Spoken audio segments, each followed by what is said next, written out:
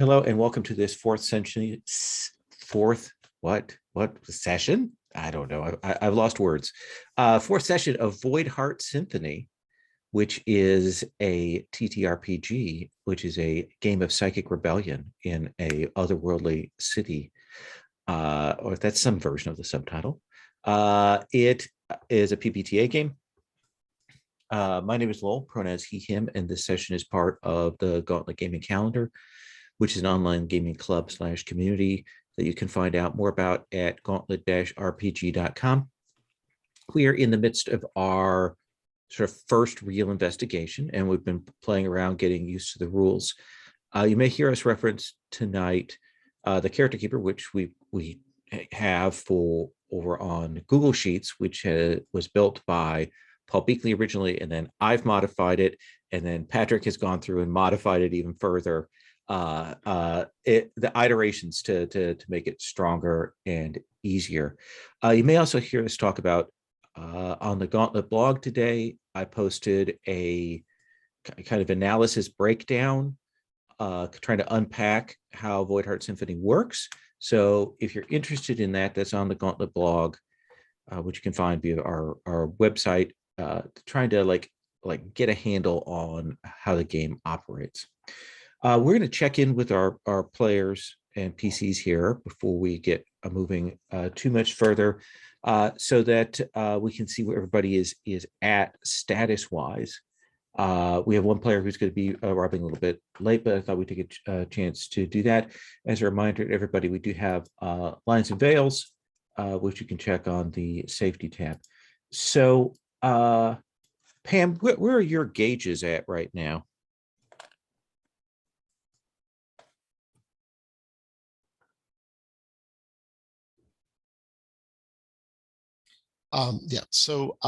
My gauges are I've got 2 at 4, which are both heat and fealty. Oof. I've only gained 1 mark. Those were already pretty high. Yeah, that's right. And my low ones are still low. So okay. Whack and Infamy are both at 2, and Blood is at 3. Okay. It just happened that fealty was a double hit, so it started at a 4.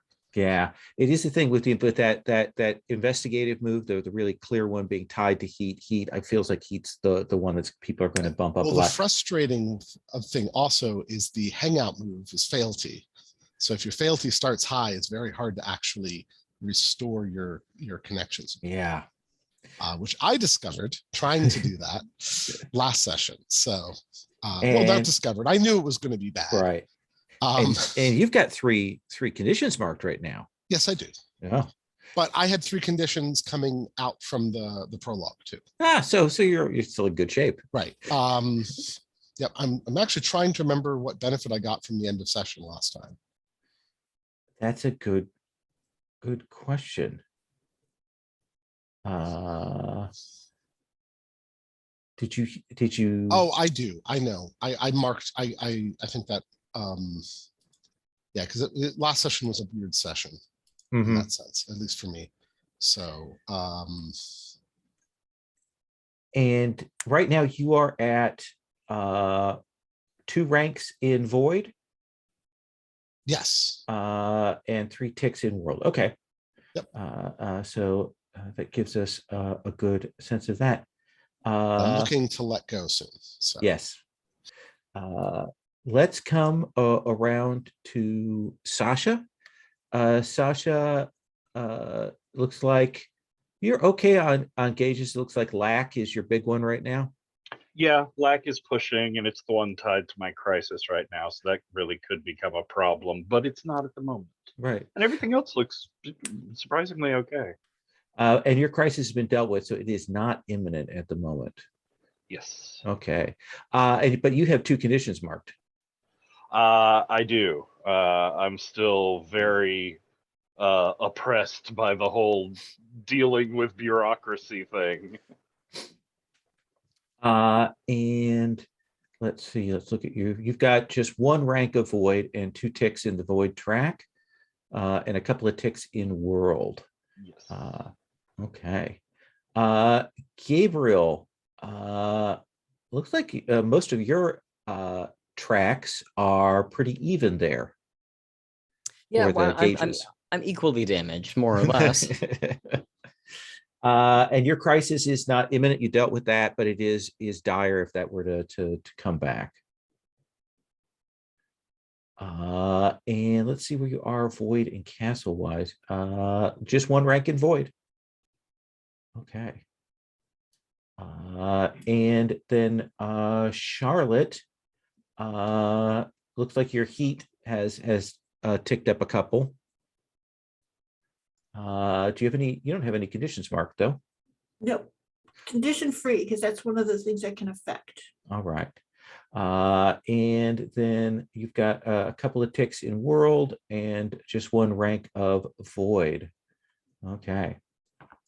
I do think we probably have missed a couple of those ticks. Is easy when the hit comes for the miss. It's easy to forget that we mark those world or void things. But where we left off last time, you had found your target, the doxer. You had identified him in the real world as this Russ Kubiak. You had also identified his family and family relationships and potentially some of the connections there. That's something I'm going to come back to in just a minute. You found it the location of his shard there, where the sort of physical place that's tied to, and located the access point for when you wish to like enter into that shard to see what's going on in there. And you found out kind of how and what he's doing, the whole process of him revealing people's information, maybe not the entirety of the motivations, but certainly something of that. And he did kind of get an eyeful of a couple of you and is aware of something going on. But I think the big thing that was done last time was setting up potentially a scene to meet his older sister, who may be more than a sister, given what you've seen in terms of reading the timeline. And you're not sure what he knows about that, and figuring out about that. So I guess the question is, we kind of did both actions for the day. I would like to kind of do that opera house scene, because it does fulfill one of the conditions. And well, I guess the question is, we'll kind of maybe we'll sort of how do I, what's the way steal the action from the following day for that to accumulate. So if other people want to do things in that scene, they can, or if you want to do something different, can do that. Ugh. Wow, wild. So I know that Gabriel is definitely going. I know that Charlotte is going. Pam or Sasha, are you also going in on this night at the opera?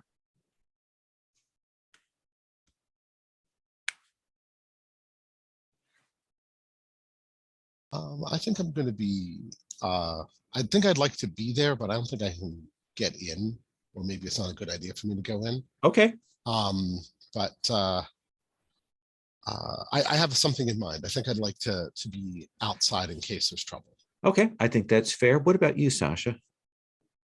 Everybody's gonna be there. I find it really hard to say no to wearing like audaciously fancy clothes to something. So I'll go. Have a friend that you can get a date with? Is it like that? I could definitely find a ticket or a +1 to ride in on.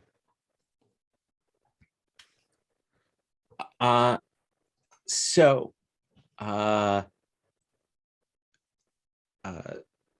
Sasha, Gabriel, Charlotte, you will go and meet Victoria. Victoria is your access point in your way in. Sasha, what is your +1 like? So I think Sasha is like full up in fancy vampire drag. It's all like blacks on blacks on blacks, except where it's accents of red. And he's got like the pocket square and like his shoes that have like this bright, vibrant red in them. And he's just very coolly sort of hanging out in the shadows, watching for a certain sort of kind of person, which is someone that's sort of like uncomfortable and nervous looking, and was like obviously just on the fence about whether they should come to this stupid thing alone, and just sort of decided to go through with it at the end. Maybe a couple of shots of courage to get them there. And Sasha just like glides in next to them as they're pausing before the entrance and smiles charmingly and starts making conversation as he puts out an arm to help them through. I like that. You are just grabbing them up. So Charlotte, Gabriel, Victoria is, of course, like her family, has some connections here. So she is dressed up nicely. Charlotte, what does your outfit look like? So she knows that it is her job as Victoria's friend to be dressed up nicely, but not as nicely as Victoria. So she's done a really good job of that, of having like a dress, like a real simple, it's probably like little satiny and probably like ocean blue, right? With her white hair and stuff. And she's probably got like, one of those chokers and stuff. And she's arranged her hair. So she kind of has that look, kind of like the young girl in Leon, but not that young, not 12 years old, but that kind of, that look sort of, but in no way. And she's like dressed really cleanly and everything, because she's good at dressing so that you're not sure how much money she has, but she certainly isn't like fancy or overdone. Her makeup is nice, but it's not like over the top. She is here as Victoria's friend, not as her competitor, if that makes any sense. And Gabriel, what do you look like? What does your outfit look like? This is the borrowed one. Borrowed and tailored, though. Yeah. So how would you accent that? Yeah, I'm thinking this is black tie affair. So we're talking bow tie. We're not like at the tuxedo level of things, because right. As I recall, this is a law student's outfit. So it's a little bit more informal than that. But if we're talking about accents, it's gotta be I'm thinking blue sea. A sea blue pocket square or something along those lines, just sort of a little splash of color. I like that. And you will arrive in, it's Saturday night. It is a lot of the wealthy people of the city here. This is a fancy opera house. It's one of those things that has been sort of like corporate donated, but also gifts from other places. It's a very, very modernist in its design as you go in. Pam, where do we see you in this frame? Oh, I see. As I imagine, I'm waiting outside by the entrance. Okay. I might be kibitzing with the valet drivers. Just kind of talking them up, seeing how things are going, kind of hitting the streets. Probably sharing whatever keeps them functional for the whole night. All right. Whether it's extremely strong coffee or something a little bit sketchier if you're driving cars, but who knows? So let me ask this scene will go on. You will arrive there. Victoria is a little nervous. What is Gabriel's reaction to Victoria, who is dressed up with the, this is maybe not an outfit she should just necessarily be wearing. It maybe does kind of, it's the bare shoulders and everything, and she's trying to make it work there at a high school age kind of thing.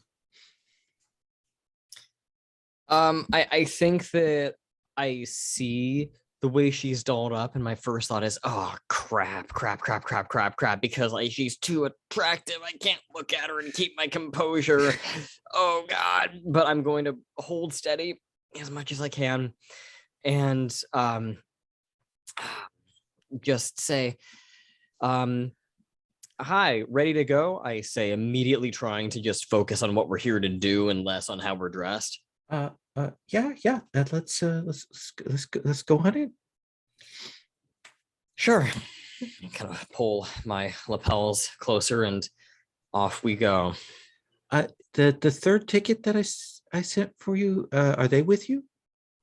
Oh, yeah, and I'll kind of look around. You see Sasha has put his arm through the arm of a stranger in full vamp, who is maybe looking a little like, okay, what is going on, and is heading on into the opera.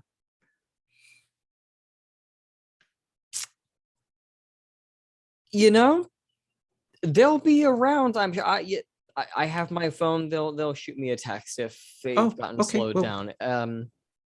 It's fine if it's just us two, right? Yes, absolutely. Like, I mean, not like because we're. Let's go. So Gabriel, Charlotte, you will head inside, head up, decent seats, and the programs are given to you. You have to go up a couple of flights of stairs. Everybody is around. You will see, as you are passing through the sister, did I give a name? First name, was it? I was looking at my thing here. I may be changing the name, but we're going to say Marta Kubiak is the name we're going to be using.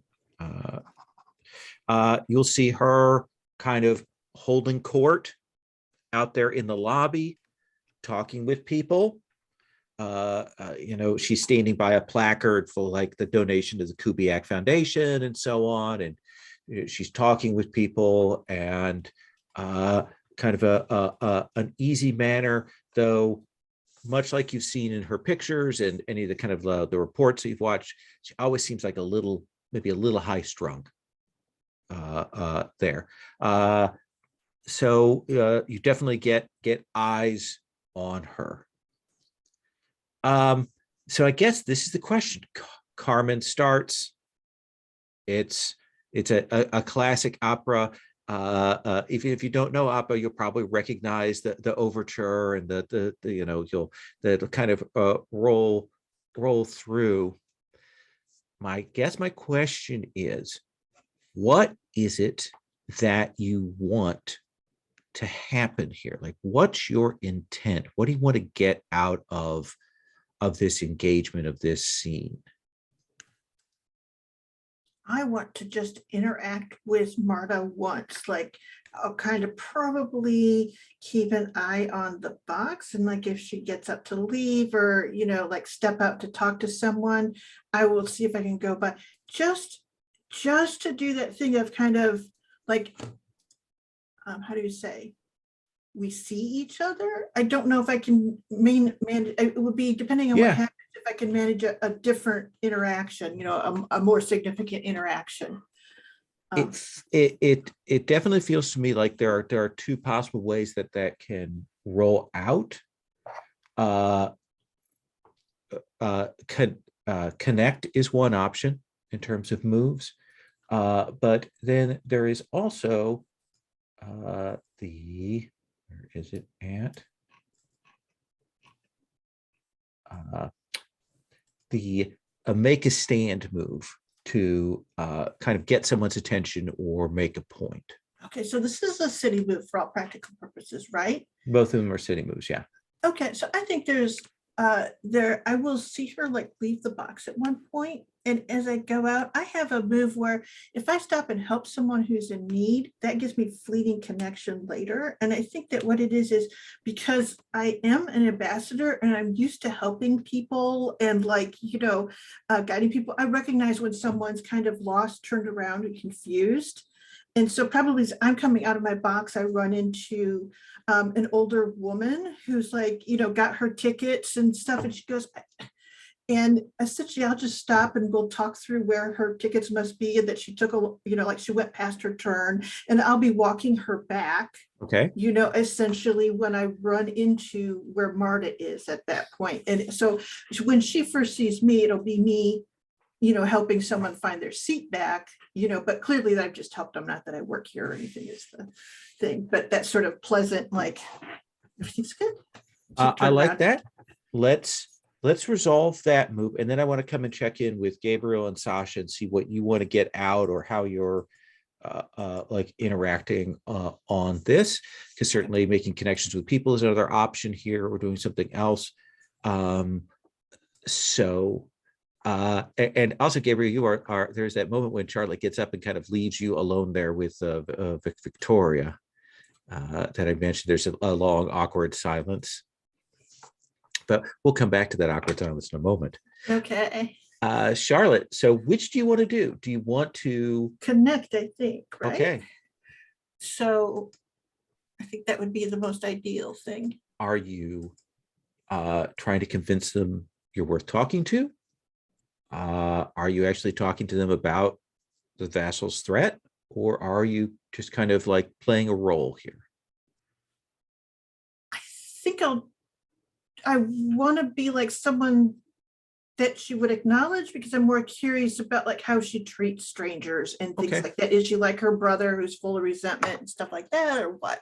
So it is me yeah. trying to get a sense of what's going on here. So that's a check against infamy. Okay.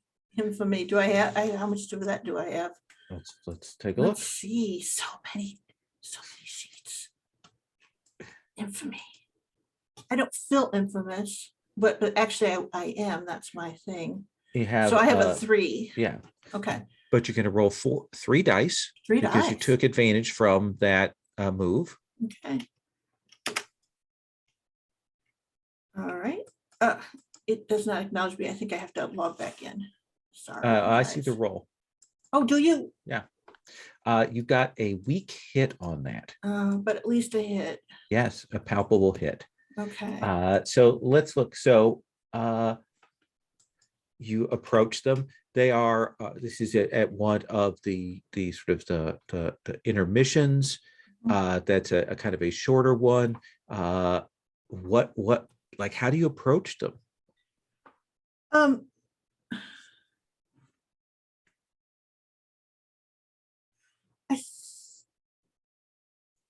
I think she's just helped that person. She turns around and she's sort of smiling, and then she kind of stops, and you get that sense that she's sort of gotten herself turned around, and she'll turn and laugh, and she'll go, "Oh, this night." And are you lost? It can be a bit confusing here. And she goes, "I think I'll just backtrack my steps. I'm pretty sure I remember." And she'll go, "I don't have my ticket." And she'll, "Oh, but I remember the numbers," and she'll give those, and she'll be like, "It's down there, right?" It says, I have to pass that way. I'll walk you back up there. It's nice to see young people taking an interest in the opera. Oh, she goes, "I heard it was Carmen, and I know that I only know a little bit about it, but I wanted to hear more because it's so famous, and I've heard that it's like really influential." It pleased me. I'm glad to see people taking an interest in this. So many people don't. Really? And she goes, I love big affairs like this too. It's always fun to see people. Some of them enjoying themselves and some of them like on business. For me, it's a little of both. Is it? Yes. Because And she has that mystified high school look, like what could that be? She goes, well, did you go to school for like music and things like that? No, I never had that opportunity. But my electives were a little more practically focused. She goes, I might try an elective though. This has been very fun so far. Oh, definitely should. And she'll reach into her thing and pulls out a business card that she'll hand to you. She'll say, if you're interested in opera, we do have a students behind the scenes tour that we do a couple of times a year. And if you're interested, call my office and I'll have your name put on the list. Oh, I would love to do that. Thank you. And then she'll find her thing and she'll go, thank you very much. I am going to call. And she will head back. Okay. She's very pleasant, but clearly Just maybe a little bit like business oriented, in the end, this all comes down to kind of an exchange. Yes, I remember to give her my name before I leave. Oh, okay. So they're just like, oh yeah, I'm Charlotte. Gabriel, what is it that you want out of this evening? I got to get that strong hit on connect so I can add this girl as a minor covenant. That's what we're going for here. So I would like to, see if I can try to make some kind of small talk and otherwise get myself to stand out as someone who's not just an extra in her life. I want to be more memorable than that. So I don't know if that would be trying to convince them that I'm worth their time checking against infamy or what, but I think that's kind of what I'm aiming for as long as we're just kind of sitting here. I think infamy or lack, where you're trying to kind of put up more of a false front, either one of those would be appropriate here. Yeah, I see. Lack is my better stat here, but I can't bring myself to be dishonest. That's fair enough. I'm too good. So does this, I just want to make sure I'm understanding the mechanics correct. Is this just 2d6 and we just compare it against my current gauge? Yeah, absolutely. Okay. And keeping in mind that you have Sasha or Charlotte there. Sasha, if you see Gabriel, because you're going to be seated nearby, kind of maybe awkwardly trying to talk, are you helping break the ice for Gabriel, or are you kind of watching how that potentially goes?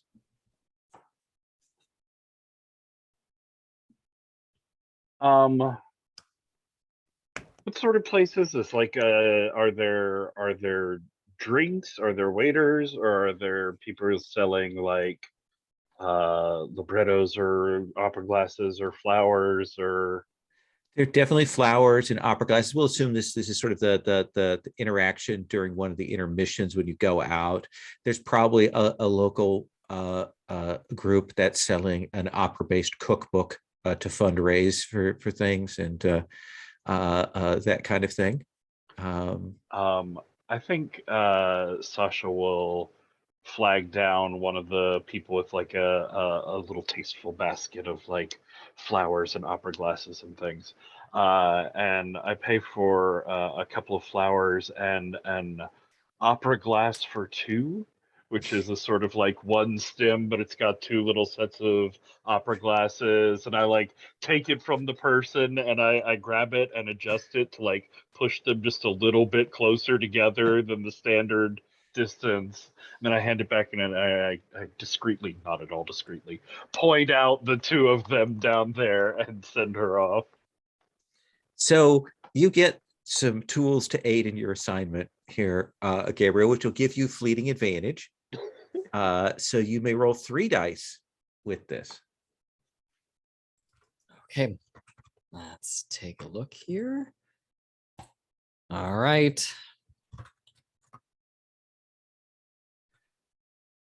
That is a strong hit. I think that may be the first strong hit we've seen.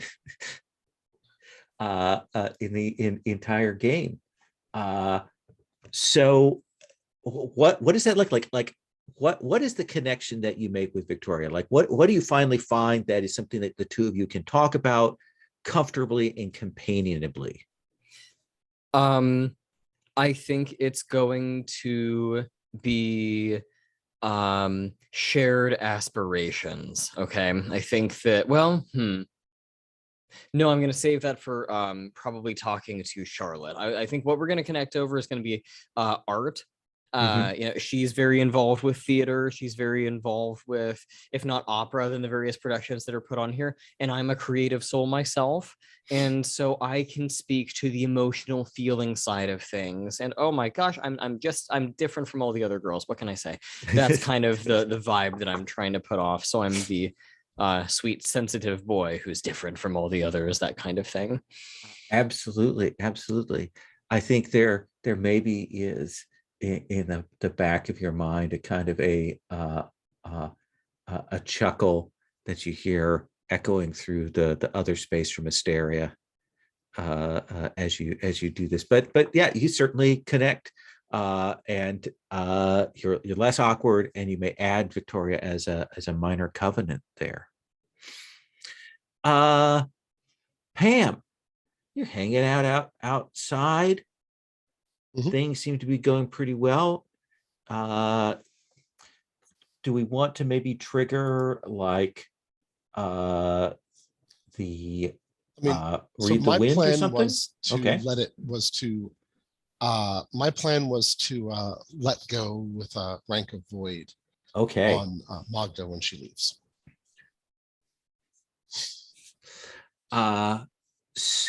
And so let me check in then with Sasha, and we'll figure out what the let go looks like here in a second.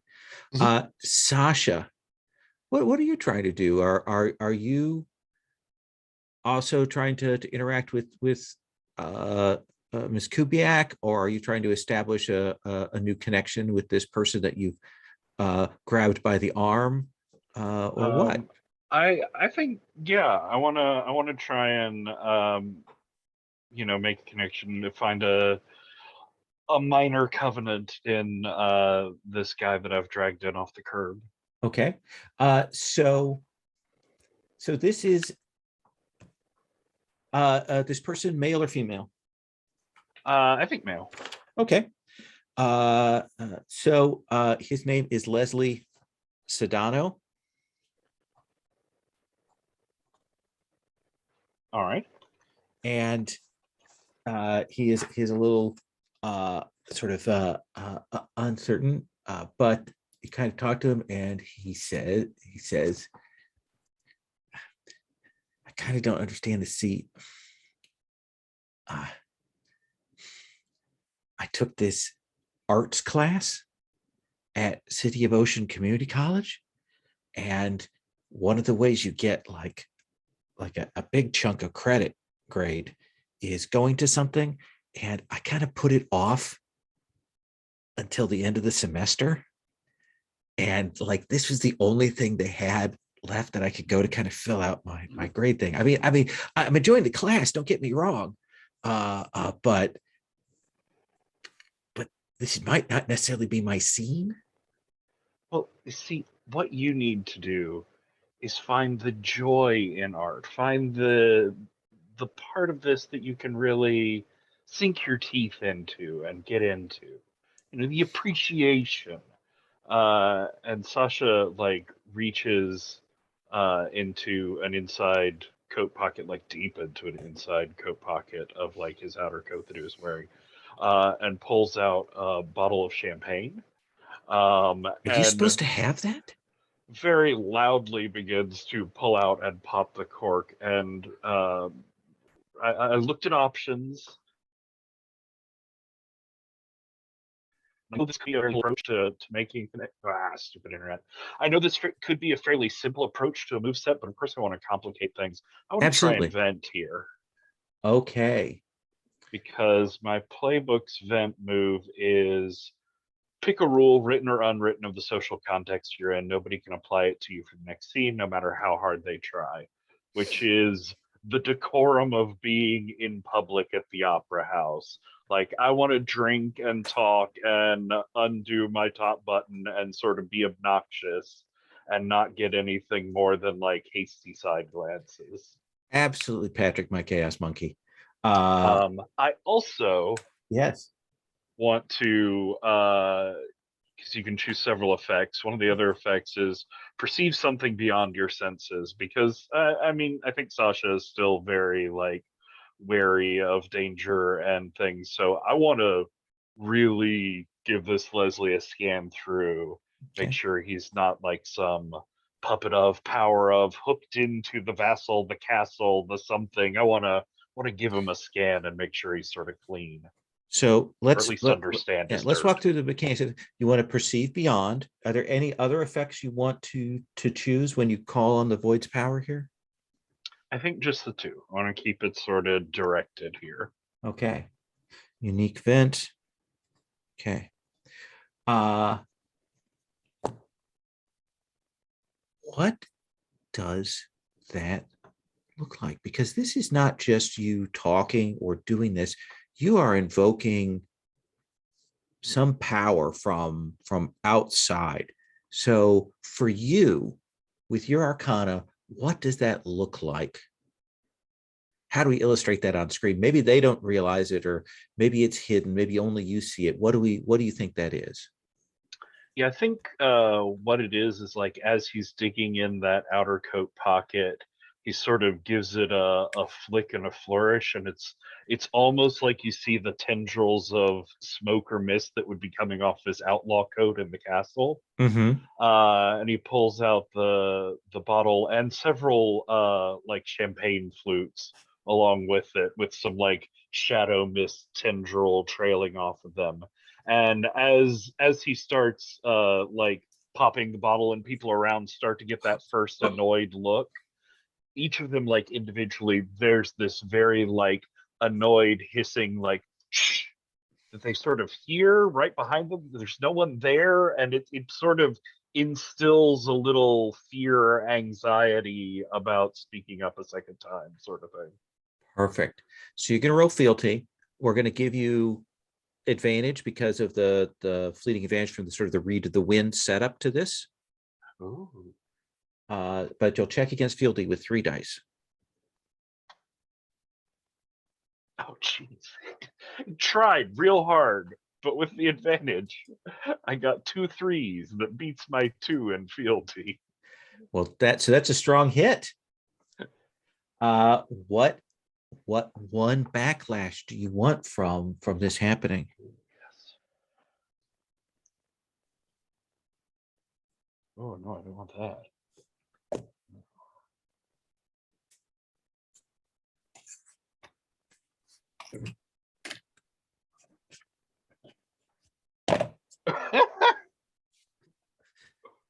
Oh, I wanted the darkness of the departing shadow will hunt you on your next delve, and I still may go for that on a future one, but there is a nearby animal or object gains newfound smarts and malice.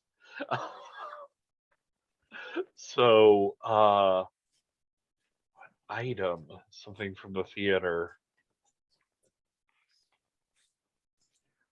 I think that there is that thing where you got opera glasses for Gabriel, and I think that you had a set for yourself.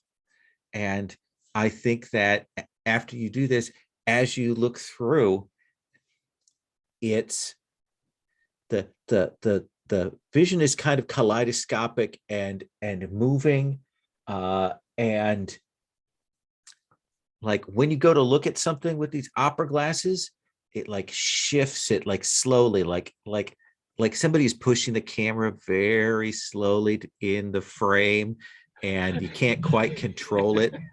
And you realize that there's something weird about these opera glasses that you've got now, that it has some independent, annoying animation to it. I think subtly at first, but more as Sasha drinks a bit more. he starts like getting distracted and doing sort of paranoid glares through the opera glasses. But anytime Leslie asks to see what he's looking at, he's no, you can't see it. No, it's not important. Just don't think about it. Let's talk about something else. Or all right, we can do that.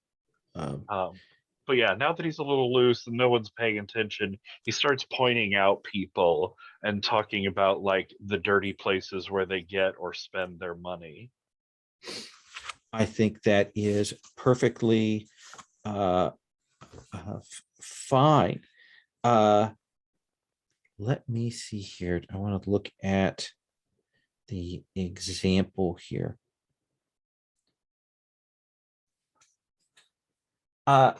So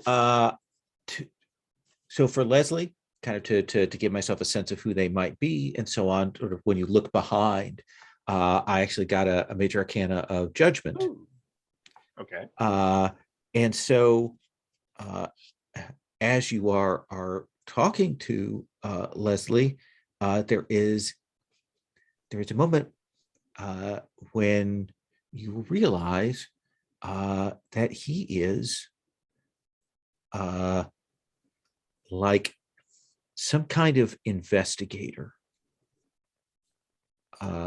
You're uncertain, and at first you may be a little bit worried. Okay, is this a cop or something like that? But your sense is that like he's a public service investigator, maybe a social worker investigator or something like that. And he doesn't seem hostile. In fact, he seems like he's one of those people who tries to keep the machine from eating up people and spitting them out. So is this like the student credit thing? Was that a put on, or is that like he's interning at a place while he's working through a grad degree or something like that? I think the long and short you'll get of it is eventually it'll come out that a couple of women in his office mentioned that, you know, a good place to meet people was at the community college. And sort of one thing led to another. And there were supposed to be a couple of people that were supposed to sign up with him. He's the only one who actually went through with it. And the other sense that he doesn't like giving up on things once he's kind of paid the money to do them. Does that seem fair? Yeah, and I think Sasha's like, I was a little worried about you if you were still hunting for undergrad credits. It's not, I mean, you look a little bit older than that. I know, but community college is for everybody, right? No, the opera is for everybody. Fair enough. Absolutely. I think you've got kind of a sense of who he is, and you've got a connection so that you can build a minor covenant with him later, kind of to establish that. Cool. The opera is striking. It's you know, well presented. Carmen is a show pleaser.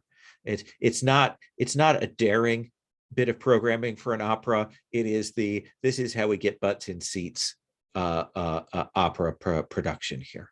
And then there's the bit you notice when you come back, Charlotte, that Gabriel and Victoria seem to have a little more you know, of a rapport.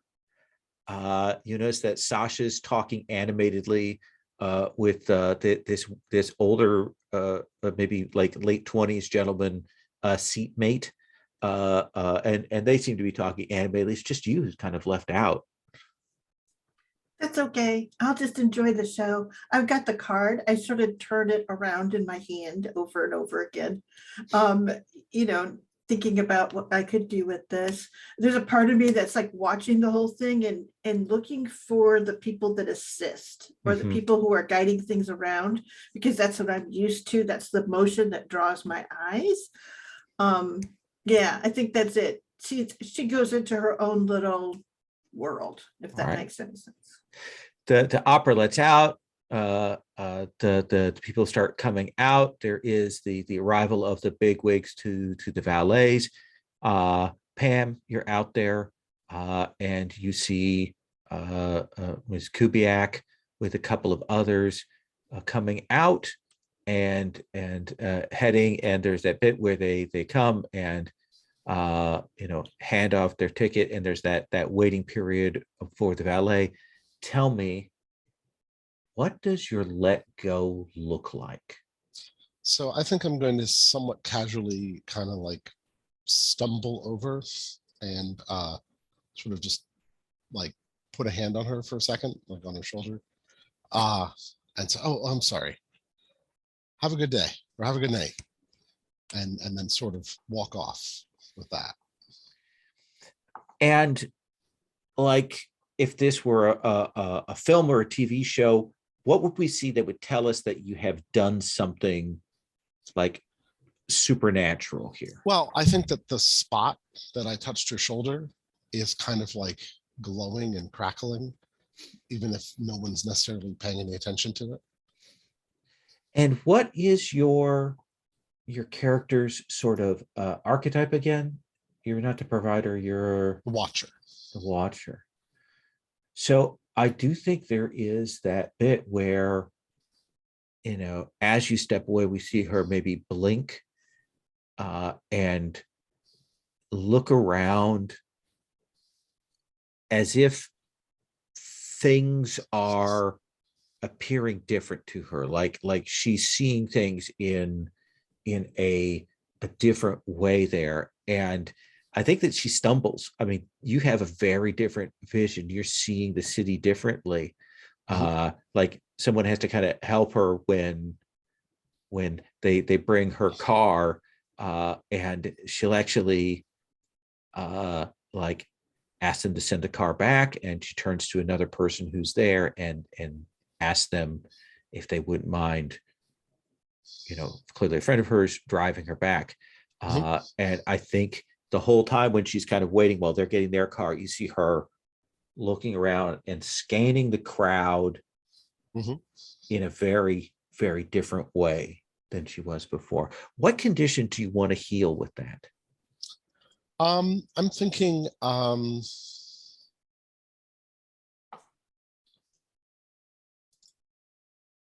thinking of overwhelmed. Okay. Probably. And what are you returning for losing the advance? Oh, I'm going to drop my wands by one. Okay. And I think the kind of the scene, Charlotte, Gabriel, I think you and Sasha from a distance, because you're not at the VIP sort of around, get a chance to maybe see her and see her reaction to all of this. And I think that's a good place for us to cut the scene, such that we'll bring the group back, like to have a chat at the hideout the next day, and we'll go on to the next actions. Let's take our first break here, since we're at a good stopping point. So we'll take 10 and then we'll come back. That's good. So we're going to cut, we'll go forward to the next day. And as I said, that was sort of the third action of that previous day. So we make that one of the two actions for this day. So, but we do put another tick in the clock for our vassal, who is still at the passive level. A reminder, there are 2 more ticks left in this track. When it fills, the status will go to alert, and each day of alert, you mark a gauge. Yes, Sherry pulls the right face for that there. Let's maybe do a scene with the 4 of you, like at the hideout here on a Sunday, maybe taking stock of what you've learned and where you want to go next, what you need to do. Charlotte, you're the person who met Marta face to face, so maybe you want to kind of lead us off with this conversation. So, Marta Kubiak seems actually really very pleasant, but inherently like business is what the family is about. And kind of very much those are the expectations.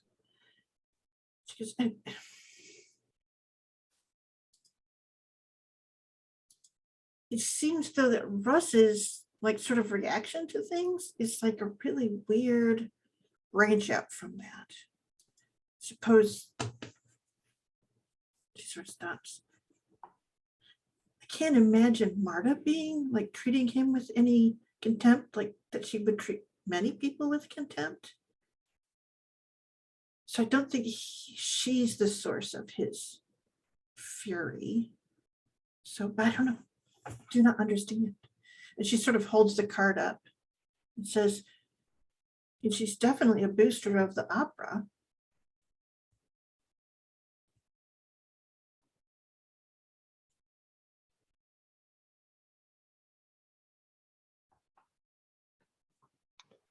I don't know. It's still hard to dig up crap on him. Seems so good at doing it on other people.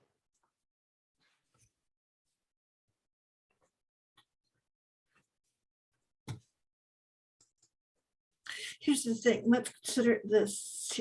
She's probably the consistently good thing in his life. Yeah.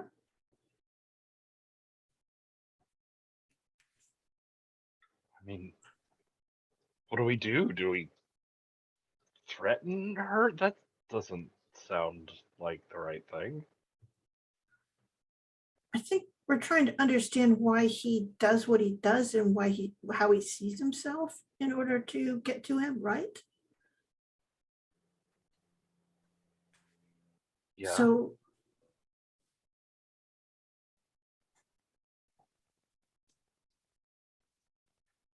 I'm not So sure is he we have trying try to prove himself?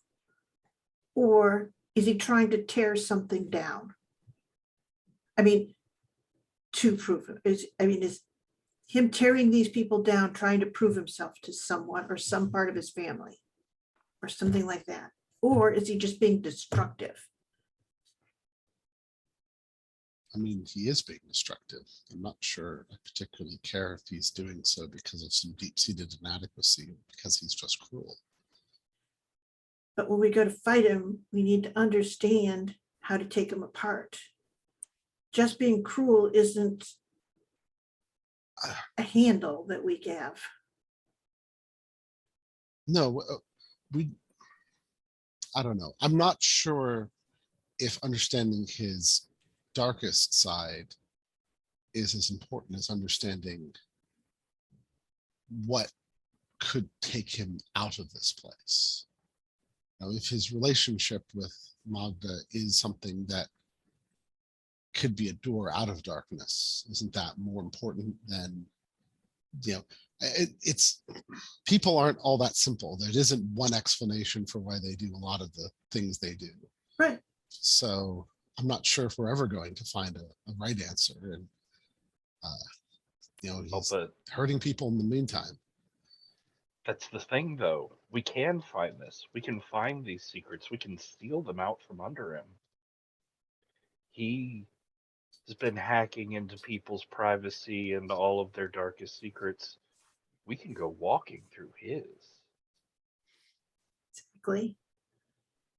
But I think we also know that if there's something positive that we can turn him towards, because when we go to fight him, we aren't fighting Russ, not the person who's standing beside you at the train station when you're both getting on the train. We're fighting this mental version of himself that he's found in the castle.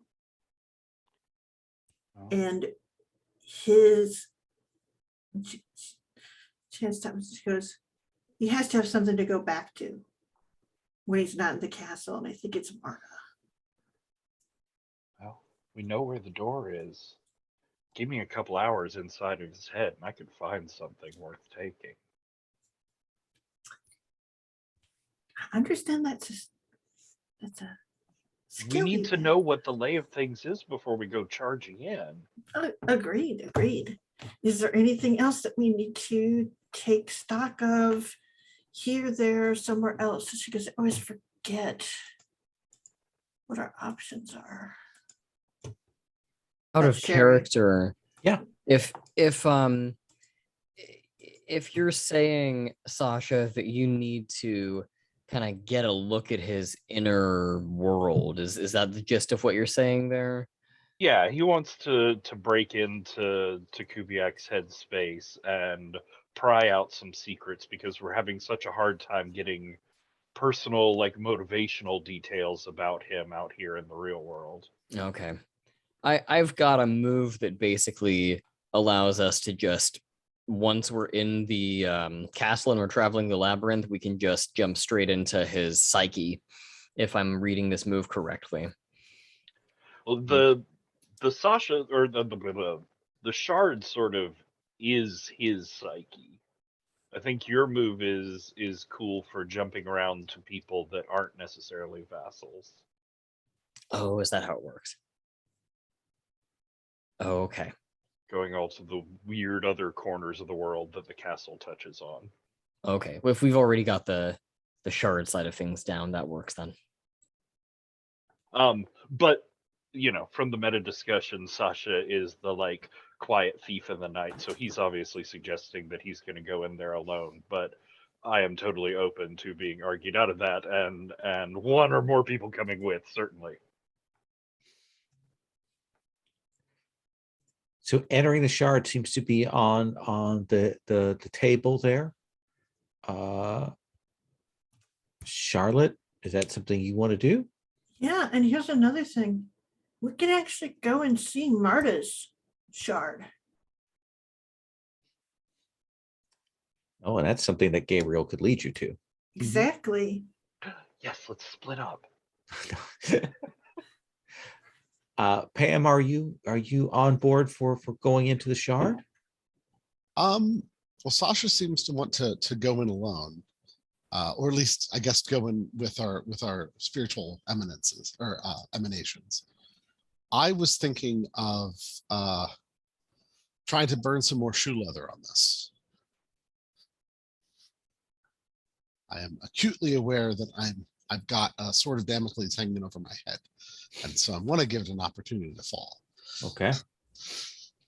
Well, what if we had, you know, we all go in together. We have a team of Gabriel and Charlotte splinter off to go hunt down Marta's mind, and Sasha and Wraith Pam can go exploring through Russ's.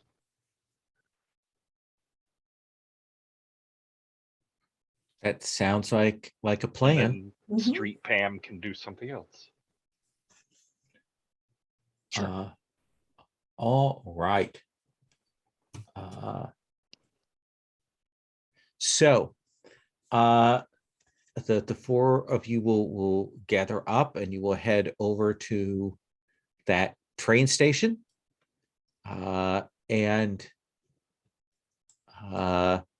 Sasha, I believe you described it as a bathroom that's constantly out of repair, that is down a side hall.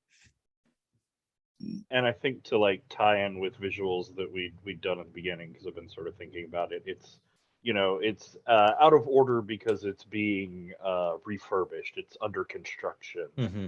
And so when you go in there, there's like the starts of a bathroom, and then there's like clear plastic sheets hanging, and there's wall studs, and it goes off into strange shadows and shit like that.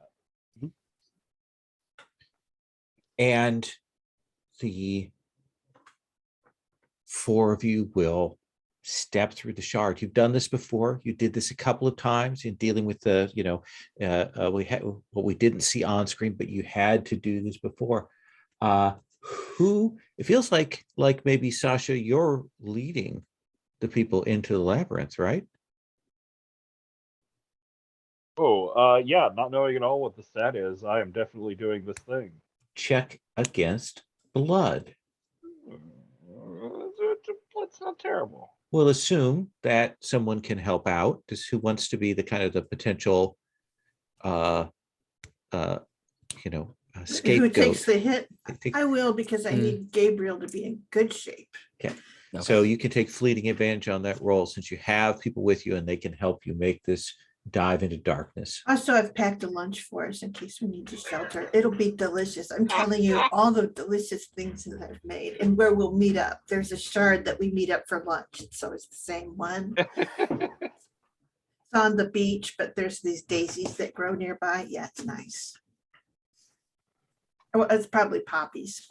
Yeah, probably poppies. So 3 Oh, dice right, against that is- blood. That is stronger. I will take the 2 5s for a strong hit. A strong hit. So you are going to enter into the labyrinth. You're going to have advantage on your travel the labyrinth move. Both of you will. Effectively, when you split, you can do that. But this is the first time we've seen really on screen the entering in, and entering in after you've kind of evolved, right? So, Sasha, what do you look like now when we finally kind of see that transition, that weird warping effect, and now you're in this space? And I'll talk about what the space looks like in a second, but what do you look like? So there's like however it fits into the environment, there's like a misting, fogging sort of smoke effect that Sasha sort of gets the details lost from sight for a moment. And when he comes out again, the smoke, the fog sort of seems to trail behind him at his cuffs and at the hem of his outlaw coat, which is now on. And as he sort of like shrugs it into place and pulls up the scarf to cover most of his face, I think the like crimson tendrils of those chains like work out from the inside of the coat and wrap themselves around and down his arms. And that's your weapon, right? Those chains. Mm-hmm. Okay. Gabriel, what do you look like when you shift and enter into this world? I'm thinking shipwrecked sailor from antiquity. Threadbare white shirt clinging to me, torn. There's a bit of kelp draped over my shoulder. I have my harpoon in one hand. Hair is damp. Pants are torn below the knee. That's the getup that we're looking at here. Absolutely. And again, I think we said like there's always like the wind or the waves kind of around you. I'm always sort of translucent. Light kind of passes through me the way that it might if you were underwater looking up at the sun. It's this kind of hazy, shimmery sort of effect as light hits me. Perfect. And Pam, what do you look like? So I look not unlike the way I do in the mundane world. The main difference is that where my eyes should be are these large cat-like globes. The claws come out later. And also, this is Wraith Pam, isn't it? Yeah. Yes, So this is Wraith Pam. and so how do we know? Like, what do you think? Imagine the visual is so we know that it is not the full Pam, but the Wraith shadow version of it. Oh, that's a good question. So it's probably that it's just a little bit diffuse around the edges, as though always kind of a little out of focus. Excellent. And then Charlotte, what do you look like? So essentially, it's like the water effects on Gabriel actually kind of translate very naturally to Charlotte. She has those around, her hair moves like it's in the water. And like, since that other fight that we saw her in, she has like scales coming up her neck and things like that. And so it's kind of got that mermaid sense. But the other thing is that like behind her, you don't see a mermaid tail or anything. It's just, it gets very dark there. But when she moves, she does move that thing almost like like she's doing the fish, and like she pushes forwards, and it's like she goes in like those sort of slow pushes is sort of what she's doing, but she clearly moves much more comfortably when she's near Gabriel than when she's apart from Gabriel. Nice. If that makes any sense. So his sense of water is very comfortable for her and allows her to move more comfortably. And I think the shard that you see here is a set of sort of greens and pinks and browns. And it's kind of everything is at angles or perfect curves. It's a kind of a building, and the building is a business center building. It's a center of industry, it's a center of business. It's in that sort of bad interpretation of Art Deco designs and lines and looks and things like that.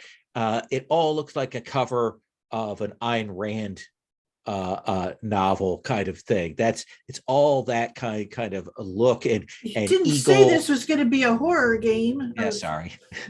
But all of that sort of decoration and eagles and all the figures are kind of in that sort of like they're people here, but they're done with like, they have a just an angle for their shoulder, and they're kind of walking along like they're kind of dress concept art kind of thing, moving around, and everybody's carrying portrait papers and things like that. And very much that's the feel here. You're hearing kind of the bustle in the back, like someone's kind of got this soundtrack on a loop of like 1920s city kind of sound.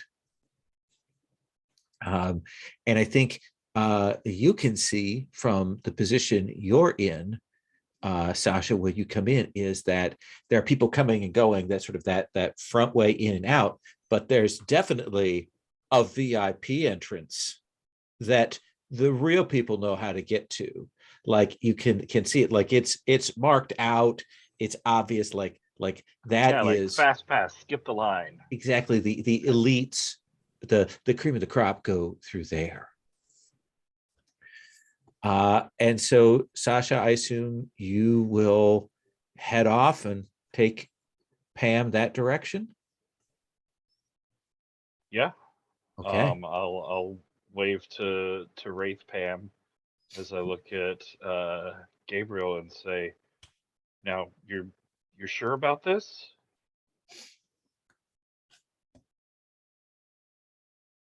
I know this place kind of like the back of my hand. So, yeah, I think so. And he sort of like glances over your shoulder worriedly at Charlotte. We've just never been to one of these that isn't, connected on the outside. We can get back if we need to. And I, out of character, do have a portable hole that I Yes. can hop into if we absolutely must make a run for it. Nice. Sasha's just being sort of extra worried. Mm-hmm. Then let's resolve the travel the labyrinth for Sasha, kind of, so we kind of know what the results are going to be, and then let's come back to Gabriel and kind of like get the descriptor of what it's like to move from here to somewhere else. So Sasha, you have advantage on this because of the successful strong hit. You will roll with +1 if you mark void. I will mark void. I don't think you've defeated a enforcer yet. No. Okay, so we're back at 0, but you have spent time studying the vassal. Yeah, it doesn't say I have to have been very successful, just that I've spent time at it. It's spent time doing it. So that is a +1. So go ahead and roll with a +1 with advantage. All right, and we're into the castle, so it's standard PBTA rolls again, right? Yes. Oh, thank God, we're back here. And I assume this is exploring. Like that's the frame that you are. Yeah. Okay. That's what I'm going for. All right, so let's have you roll. Oh, Take your advantage, because that's a 13 rather That than is crap. a 13. All right.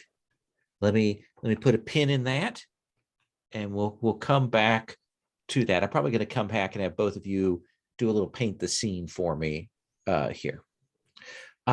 Gabriel, this is your talent. This is your space. So Sasha moves, takes the phantasmal Pam and heads off to that VIP door. You want to find yourself in the space of Marta. What does it look like?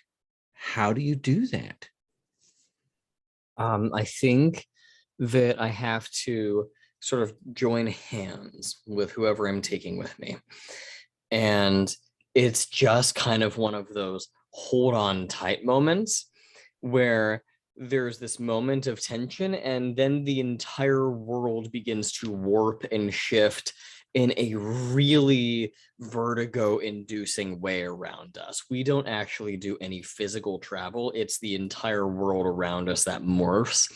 And to anyone watching, we more or less just kind of flicker in and out of existence. Like we just kind of glitch and briefly we're replaced with white noise silhouettes, and then we're back and then replaced again, and then poof, we're gone.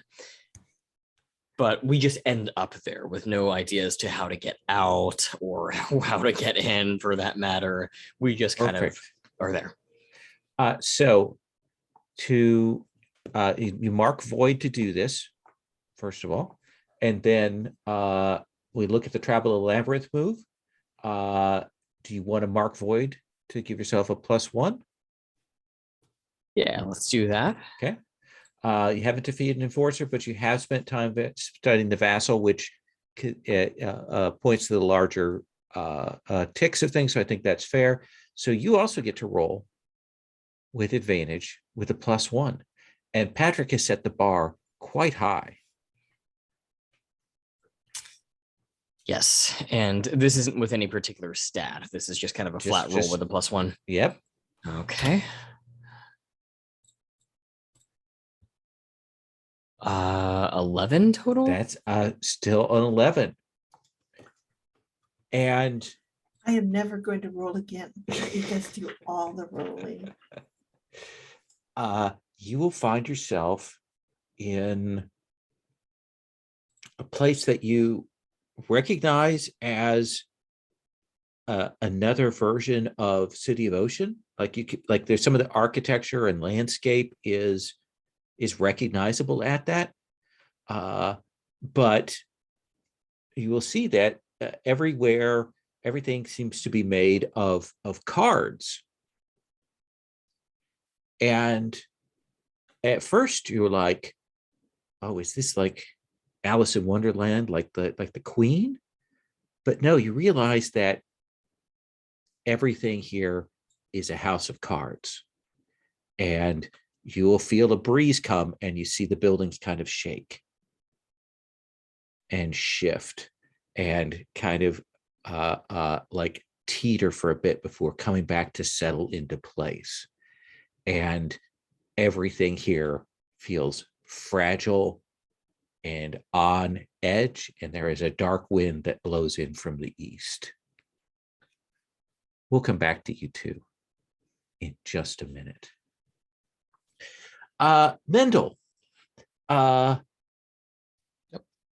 you are traveling through these hallways, through these places, what is a detail here that tells you that, like, somebody that this is very much someone's imagined version of what power must look like, of what status must look like, rather than a real version? So I imagine that there are the hallways have artwork and sculptures and everything in them, but they're all placed in very prominent, like very, very flashy frames. The frames are very detailed.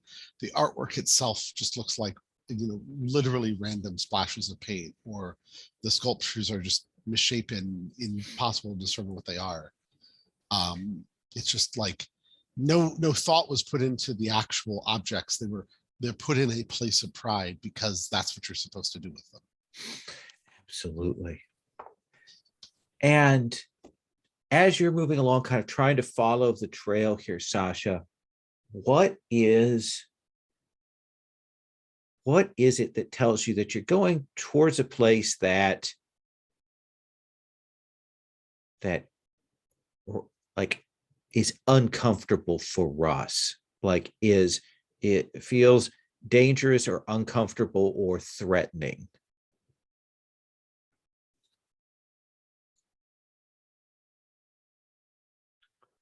So I think as we pass various people, the sort of shadows and minions and things here, they almost have like a video game NPC sort of quality to them, where when you get like close enough to them, they'll stop and they'll turn towards you and start like repeating a key character phrase until you initiate a conversation with them and move past that.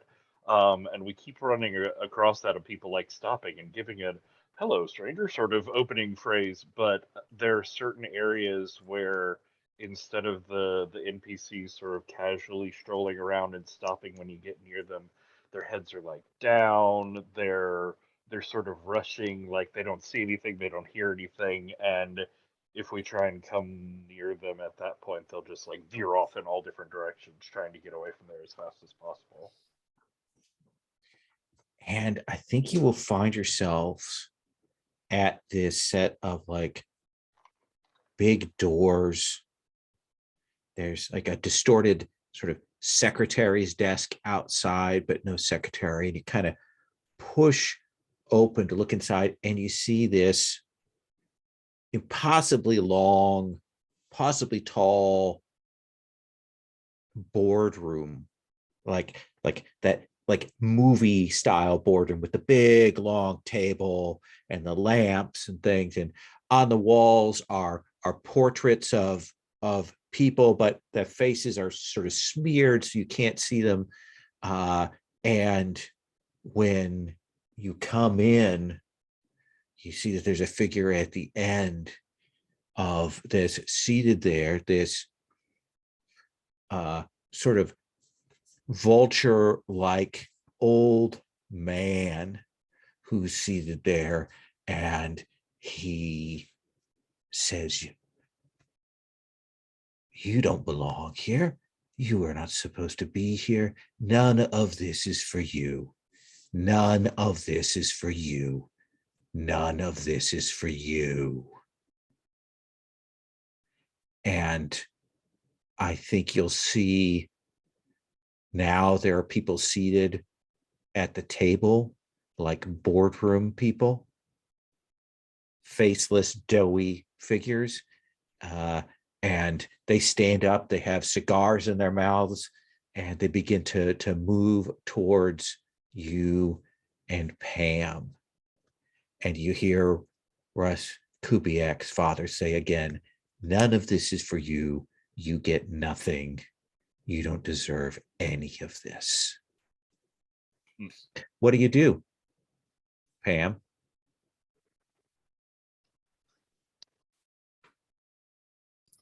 I'm going to try to see through the immediate nature of what's going on here and see if I can find a way out of this dilemma.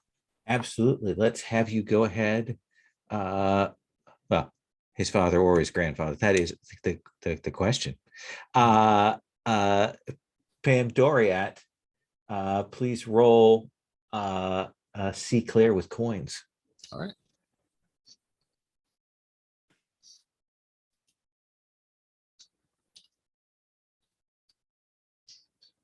All right, I got a 10. You got a 10.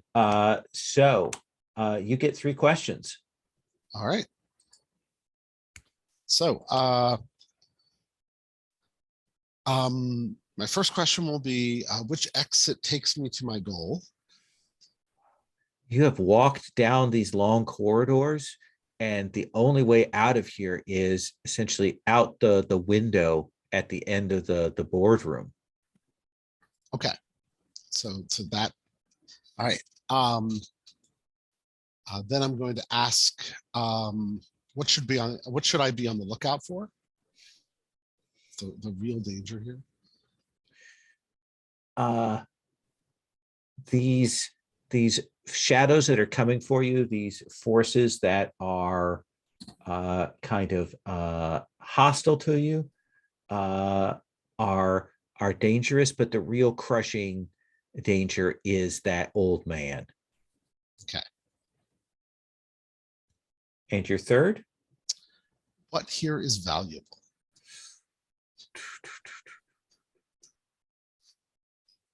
There is a glint of gold you'll see on the old man, and you can see that there is a watch fob and a pocket watch there, and like in the light it glints, like that's clearly an important, like an heirloom handed down kind of thing. And you see that in his vest pocket on the old man. I will certainly draw Sasha's attention to that. Sasha, what do you want to do as these things begin to move towards you?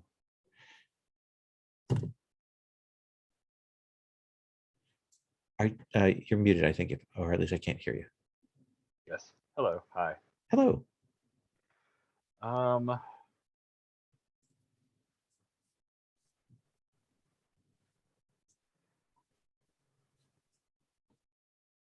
Okay. So we see the window, we see the shiny thing. Mm-hmm. If we want the shiny thing, we're gonna have to stay here for a minute. Rather than running out the window, which would have been fun. May still come later. And Sasha will start fumbling at the buttons of his coat and his shirt there as he calls out to Pam Wraith. Hold them off. Keep them back for a minute. I just need a minute to get ready. And I want to use my magician castle move to improvise a ritual. Ooh, interesting. And I think as Sasha pulls open his coat and his shirt, there is a large like metallic keyhole worked into his chest. Nice. That's faintly pulsing with light. And he reaches in the pockets of the coat to pull out a large ornate key and sticks it in and begins turning it slowly, sort of jerkingly, one full time around as the light grows brighter and brighter. And I want to try and make a potent weapon. Okay. What is that rolled with? Oh gosh. Coins. Sounds good. Good thing I went thematically when I chose stats. Okay. It's your +1. Let's roll that thing. Geez, that's a 12. So what does that look like, and what is the sort of mechanical effect of that? So potent weapon, 2 perks and a flaw. On a hit, it works at least for this delve. On a 7 to 9, it would have had a weakness, quirk, or side effect. And I want cleave definitely because there's a bunch of people here. Mm-hmm. And I want piercing. Why not? As he pulls out this key, having turned it all the way around. It's very like Kingdom Hearts Keyblade style. I was about to say, my friend. I mean, shameless references here. But it is. But Kingdom Hearts isn't as complicated as this game. Oh gosh, no. But it is glowing, shining with a red pulsing light, as it seems to draw that flare that was growing up in his chest out with it. And a flaw.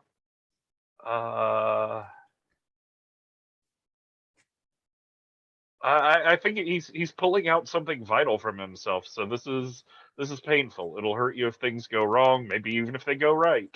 Okay. Awesome. I'm going to come back to It you is always- two.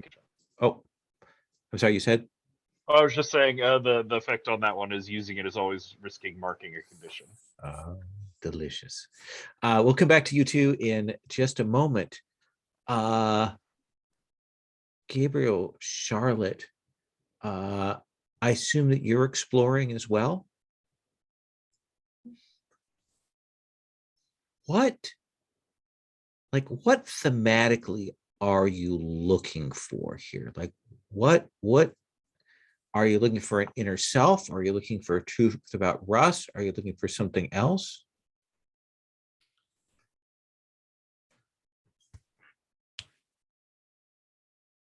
Charlotte, is there anything on your end? I'm kind of clicking around here looking to see what we might be able to So pull off of. Yeah. I was thinking that in some ways, whether she realizes it or not, she's a minion in, at least in this, the shard version of Marta is, and that it's something that we can use to, like when we go to approach Russ, essentially that they Okay. can, does it make any sense? That's, so it's essentially where I was thinking that we could try to reach out to get them to help us when the future time comes, so that we can free Russ from what his problems are. Because she of all people Sure. has that in, might have that in mind. Gabriel, as you're moving through here, what do you see in the landscape and the stuff here that tells you that this is about Marta desperately trying to hold together things in spite of her family, in spite of her father, in spite of her brothers? Like what is it that gives you the clue for this house of cards landscape that you're moving through? Got it. And it's something that I'm seeing, like some object. The something about the landscape, some sort of sensory thing, something you see happening, whatever you want to do to kind of paint up how you would know that. Okay, if it doesn't raise the stakes too much, I think that as we explore, we sort of notice that certain major features of the environment are attached to a very thin string that kind of ascends upward. And as you kind of look upward, you can see that these strings sort of meet and spiral together until, if you look way up, you can see that the entire section of the castle, or wherever we are, it seems to be quite literally dangling by a thread. And if that were to be cut, the entire thing would fall with us. Yeah. There's the wind is going and shaking it, but then there's these threads that kind of like just holding it with just one snap, and it would all come down. And you're moving through this space, these buildings of cards. You see that the place of the opera house. You probably see a version of that. You see some of the other buildings. What, Charlotte, do you see that kind of draws your eye, that tells you that there's a space here that is more protected, kept more solid, kept more defined than the rest of this house of cards? Like what do we see? Oh, it's actually, it takes a bit to get it, and in some ways it takes Gabriel and I longer, because we do have that water effect. So like the floor of the place, we don't feel it as much. But I think what it is that it spins around, and like its access point, there's something clearly heavier that's like more stable about it, that it sort of revolves around when it twists on the thread. And it's that place where some solidity has been built up, where some structure has been put together. And so this house of cards kind of spins around that point, like this on the thread. It's always towards the bottom.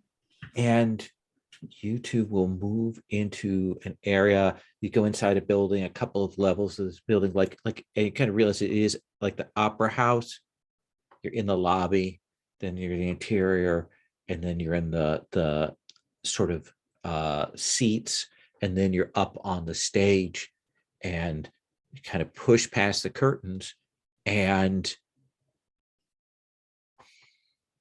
there's a pond. There's a pond, and there are reeds around the edge of the pond and stones, and it takes you a second and to kind of put it in your mind, like you've seen this pond before, like there's a picture that you've seen, both of you, somewhere of this pond, and you'll see Marta standing by the edge of the pond, and you will see this figure, a man in a kind of a gossamer dress, and he's floating in the water, and you can tell that he's drowned. And you see Marta standing at the edge, and kind of the figure looks at the two of you and says, "This is what has become of him, and this is all that is left to remember. This is what my father has done."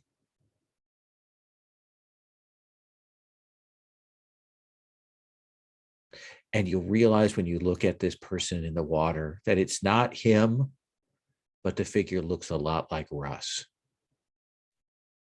You kind of put it together, this portrait of Ophelia floating in the pond. And Gabriel, you know, you've been here. This is the kind of thing you've done before. You've been that figure of sorrow in someone's dreams, in someone's shadow. And I think that,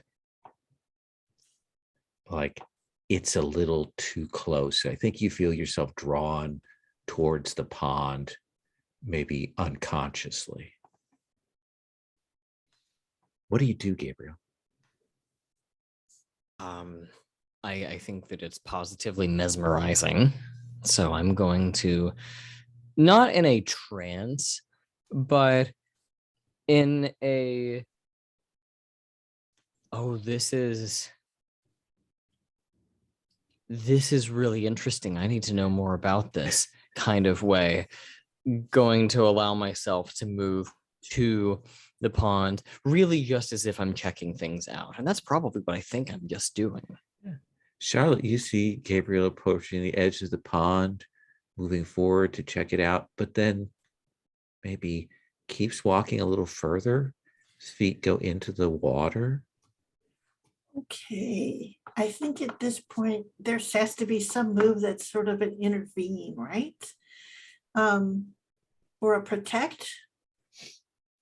Yeah, let's see what that might be here.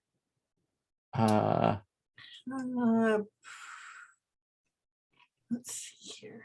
Is it Is this Power through? confrontation? is it confrontation, or is it pressure, or is it Pressure would work if this was confrontation. This doesn't quite feel like Yeah, confrontation. it Yeah, doesn't this feel is like more that. like that. So is it like flow like water? Yeah, let's do No, flow like that's not what. That's supposed to be wands, though. so. This is clear away your, resistance or danger. So So here's take a risk. okay, When you do something risky that isn't covered by another move, you do it. okay. So I think you move up to kind of talk to Gabriel and grab on to. Do you physically touch Gabriel, or are you just using your words? I think I do physically touch him. I think I do stop because I can see that he's mesmerized, and I go, don't go in, Gabriel. He's here to be seen, not to be touched. And I think that you kind of stop, but I think there is a vibration that starts up on the water, like the top of the water is starting to shiver, and maybe even that body is now kind of moving a little bit, and you see the Shard Marta look up, and you'll hear a dark wind begin to howl. We'll come back to you two in just a moment. All right. So, Pam, you've been told to hold these figures off, your wraith self. Do you want to do that, or do you want to do something else?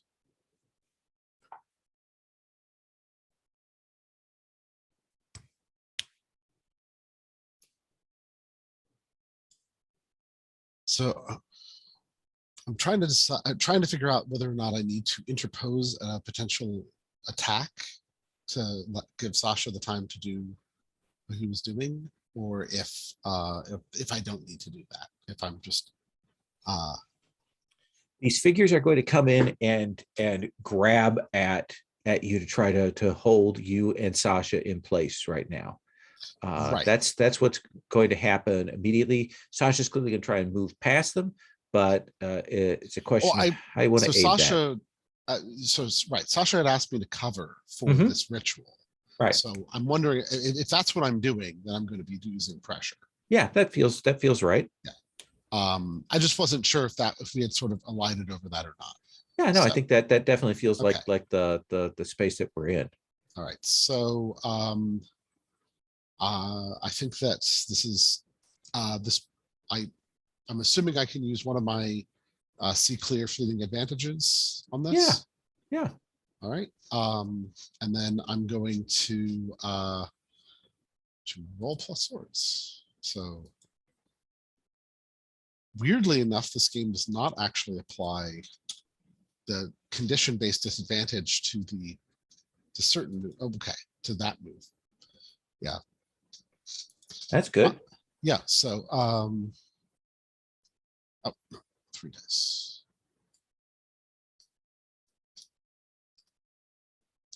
All right. So I got a 5. Got a 5. So they, as you kind of move forward, claws come out and you go at them, and when they come up on you, like, they are like dough. They are soft and sticky, just figures of like just made of unbaked dough, and they will roll up on you and kind of sort of just push you down and start. Will I get the opportunity to dodge? Well, this is the reaction right Oh, okay. now. This is fair enough. So this Okay. is the reaction that's happening at that moment. Okay. And we'll come back to you on that, because what they are trying to do is not do anything but like just swarm over you and drown you in putty, doughy, fat cat suit people. Right. Sasha, Pam moves. As a heads up, I don't mark world for that because I'm a wraith. Okay, that's right. That's one of the rules. Yep. So Sasha, you've drawn the key out. Pam moves to try and intercept, but these figures are different than you expected, and Pam is being drowned. Now, mind you, Pam might be able to get out of that or not. What do you want to do, Sasha? You are so quiet. Because I'm so sneaky. I know. That is my level of stealth. I want to start with, before I get into a roll. Sure. One of my core moves from the playbook is, you may always ask, who here is desperately yearning to be free?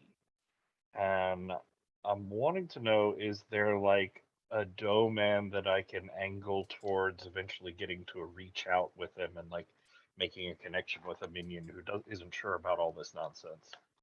I think that seems fair. There is a move for that reach out, so that seems like yeah, there is at least one that is not moving as aggressively as the others.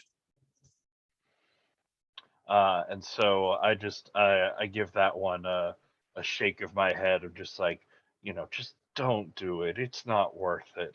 As I lift the glowing keyblade, and I'm gonna try and wade in on this weird putty mass that's drowning Wraith Pam. That's not good. She kept their attention, and I do appreciate that. But their attention seems a bit overwhelming. So that feels like pressure. Is it stand with me to bolster an ally and remove an ongoing danger or Oh, opening? that's also a possibility. There are so many options here. So go ahead and roll cups.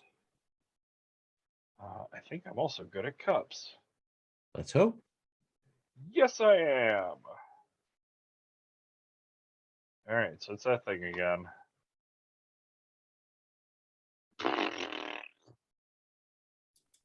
It's a 6.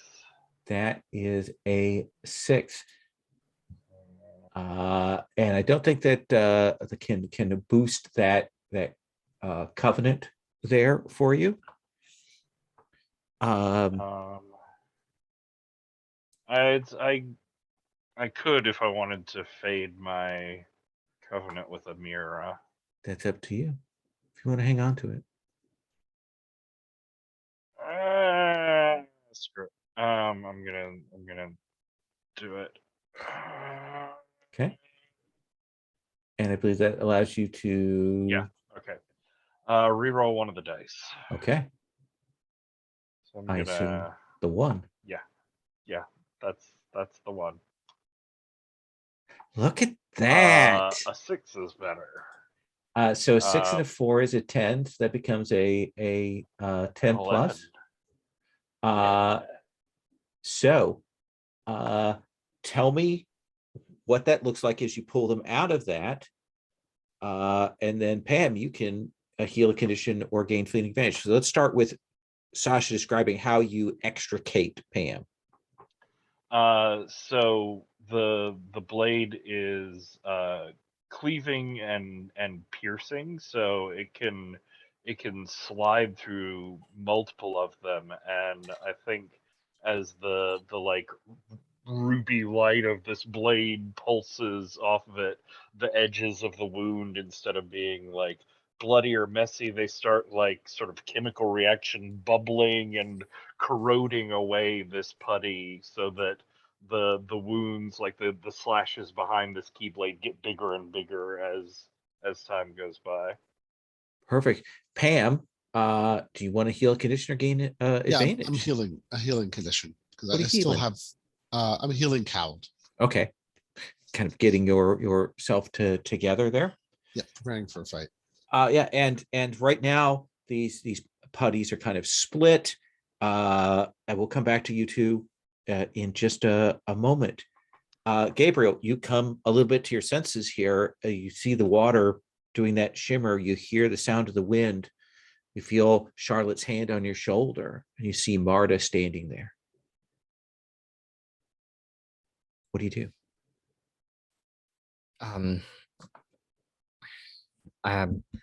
Charlotte, have you looked at the water? There's something off about it.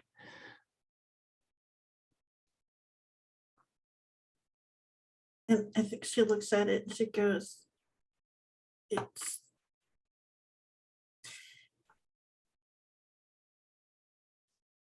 and I think she goes, well, it's, and you will see her kind of bend down and touch it, like it's shimmering. And she goes, well, it's not seawater. It's not the ocean. She goes, this is art. I think she'll turn towards Marta, towards the Marta shard. Mm-hmm.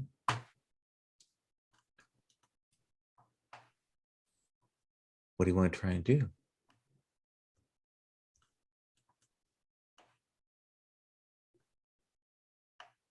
Do you want to reach out to this? Yeah, minion? I think that's it. I think she Okay. wants to stand there and this is happening and she's going.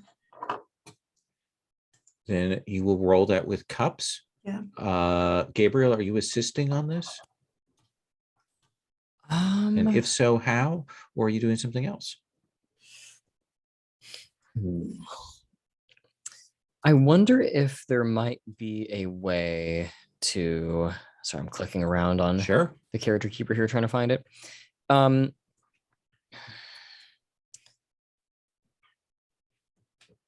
well, maybe it wouldn't be helpful. I was going to say maybe there's some way to take a look at the sort of drowned body and identify more about the nature of his problems, but I don't know if that would really help us at this point. So barring that, I'd be happy to help Charlotte out here.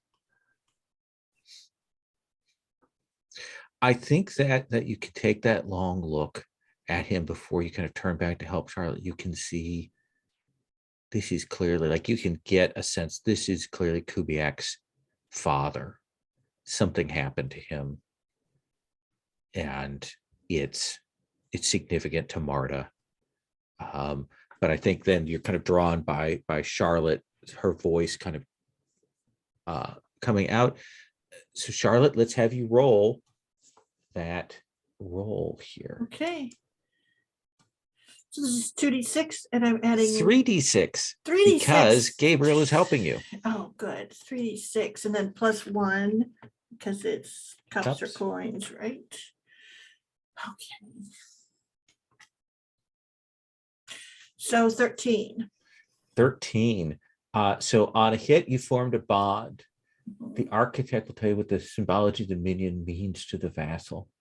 I think literally this is very clearly, like, you know, that this confirmed, like, absolutely, this is Marta is Russ's mother. This is Russ's father, and Marta's own father is in some way directly or indirectly responsible for the father's death. And I think the minion says to you, you should go before he comes. He always takes everything, and I have to rebuild it again and again. You should go before he knocks everything down. All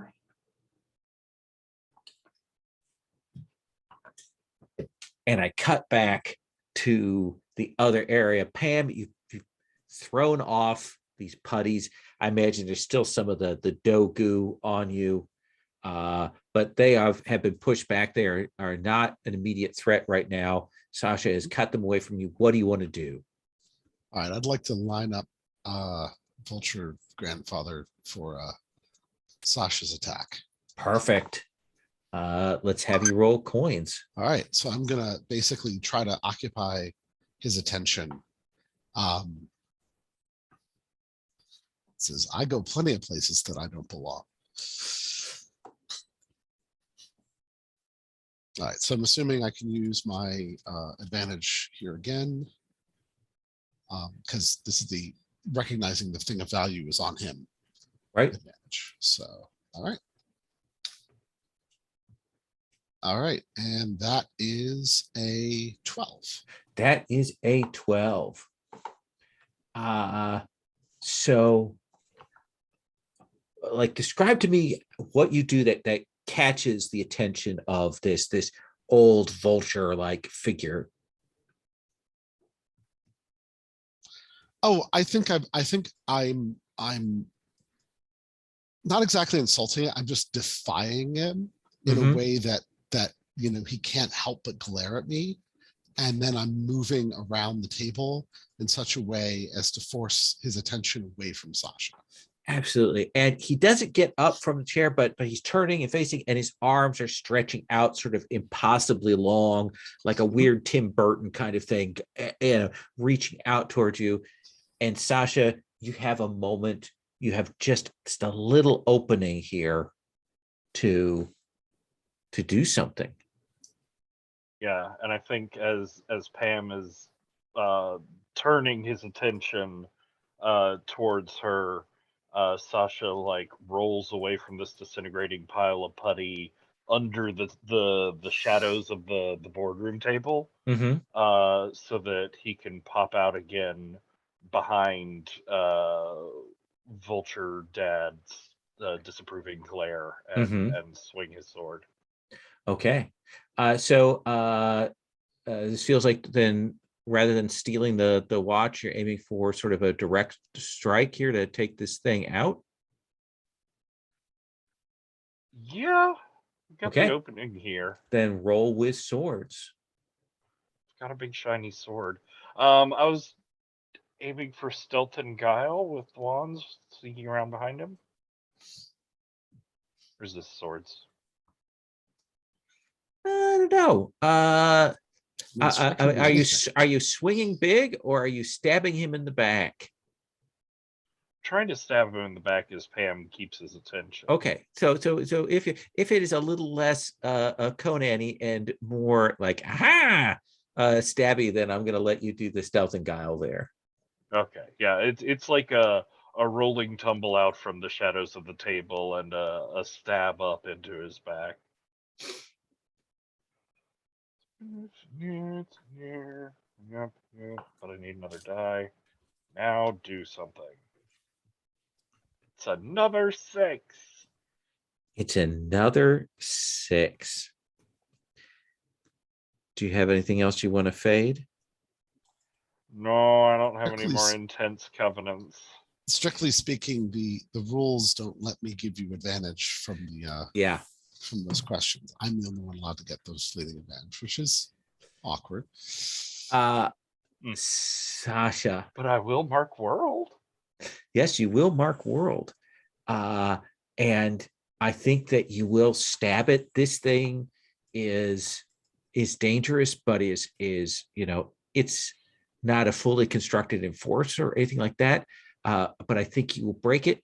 But when you stab it, I think that you feel all of its arrogance and absolute disdain roil into you down that weapon and pours in through that keyhole. All that blackness rolls into that keyhole in your gross. chest.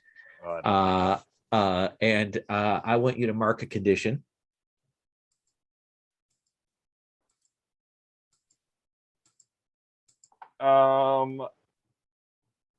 I think it's callous. Okay. That blackness rolling into that Yeah. glowing heart sort of thing in him. Yeah. And I'm going to make you mark another world, even as this thing kind of drops from that stab. Like you've defeated it, but you don't feel well at all. Ooh. Pam, you see Sasha do that, but then kind of stagger. Well, I'm gonna grab and try to prop him up. Okay. Yeah. Not sure that translates to anything, but yeah, no, just well, You could try to. I think it's stand with me to try and get them out of here while they're injured. um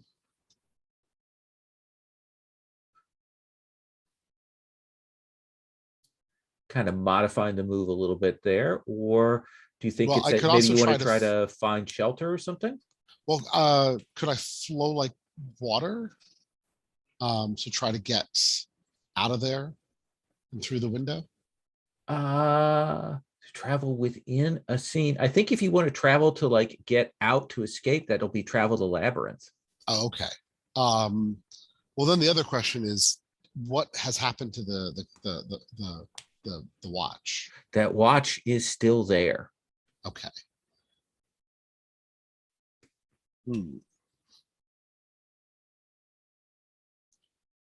All right. Okay. I can just stand with me is an incredibly dangerous thing to do. So I would say travel to labyrinth or find shelter are two good ways to kind of move out of this. okay.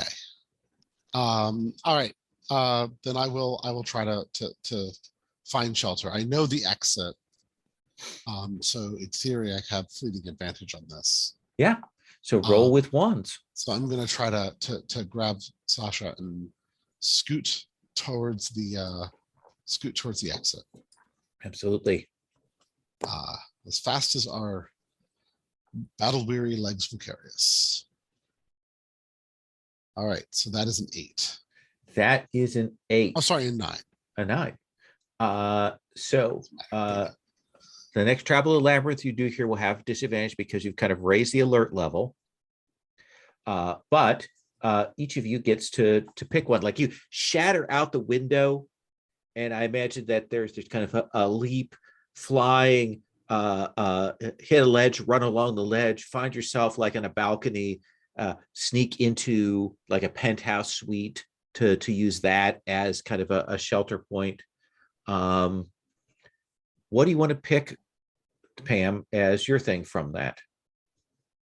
I'm going to encourage Sasha Okay. to intensify the crew covenant, because I think your crew covenant is insufficiently intense. Yes, that would be lovely. Thank you. I haven't actually checked my shelter move, but I'm not sure But that makes perfect sense. And Sasha, what do you want to do? I don't know if this is a great time for my shelter move, so I would like to comfort Pam and heal one of her conditions. Her angry. Yeah, Sasha is like, I think once we get to the shelter, he works for a moment to undo the ritual and let the keyblade go away, especially now as it's like glowing with that same shadow light. He doesn't like it at the moment. But things sort of, he gets a little clearer headed. And so he pulls out a flask of something and shares it with Pam. And he starts, like, as we're resting here, sort of talking up the battle moments and like, oh, did you see the way that he turned and like followed you across, just like clockwork? Oh, did you see the way you just burst out of those putty guys? And trying to turn that anger into like battle victory endorphins. Perfect. So clear condition. Gabriel and Charlotte, Marta has just told you to leave. You can hear that dark wind coming. What do you two want to do? I'm just now realizing that I've been kind of fading in and out of a reverie for a little while. So I'm actually going to probably defer to Charlotte with this. Yeah, and I think she will grab your hand and she goes, yes, we'll do the sensible thing. She goes, and we'll help you if we can. We'll help Russ. And she will probably grab your hand and go, let's find Sasha and Pam. We need to get to the shelter. But how do we get out of here? Jump. So you are going to travel the labyrinth, Charlotte. Oh, am I? Okay. Yes. This sounds great. So do you want to mark void? Yeah, if that helps. Give you a +1. Yeah. You haven't defeated an enforcer. No, but I didn't intend to, so I but you have spent time studying the vassals, so I think you're going to roll with a +1. And we'll say with Gabriel assisting, and I don't think I want to have it does make sense to mark void to go back, but I think that Gabriel can assist you, so you can roll with advantage. Okay, all I got to do is find the roll page that I somehow managed to close. I don't even know how I do these things. It's magic. It is. It's like my superpower is to lose a tab. Okay, so. Okay. So I'm rolling 3d6. Yes, you are. And I have a +1.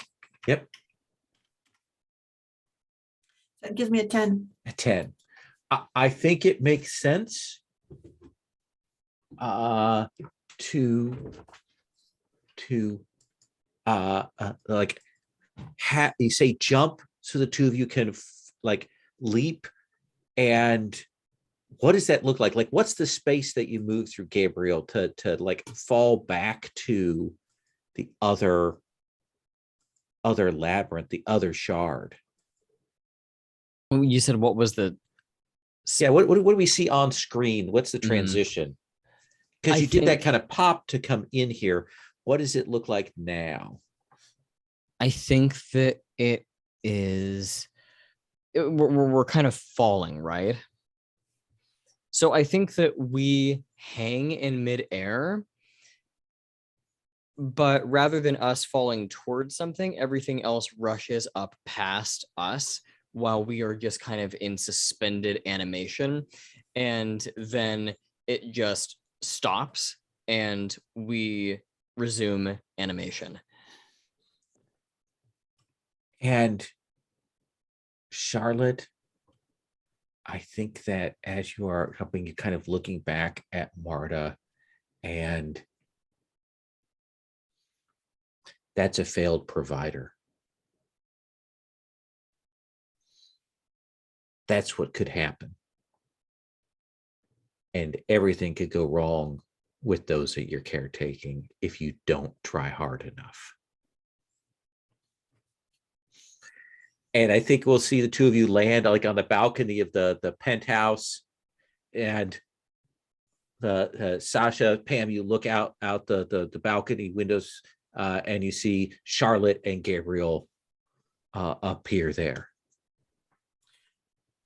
One thing is we were going towards the shelter, and I have a shelter move that I have like these lunches that I've packed that I can give to them, and Okay. we can take a condition off, if which means mostly only Sasha will be helped with that, but I will give him some delicious lunch that'll make the taste of that black shadow stuff go away.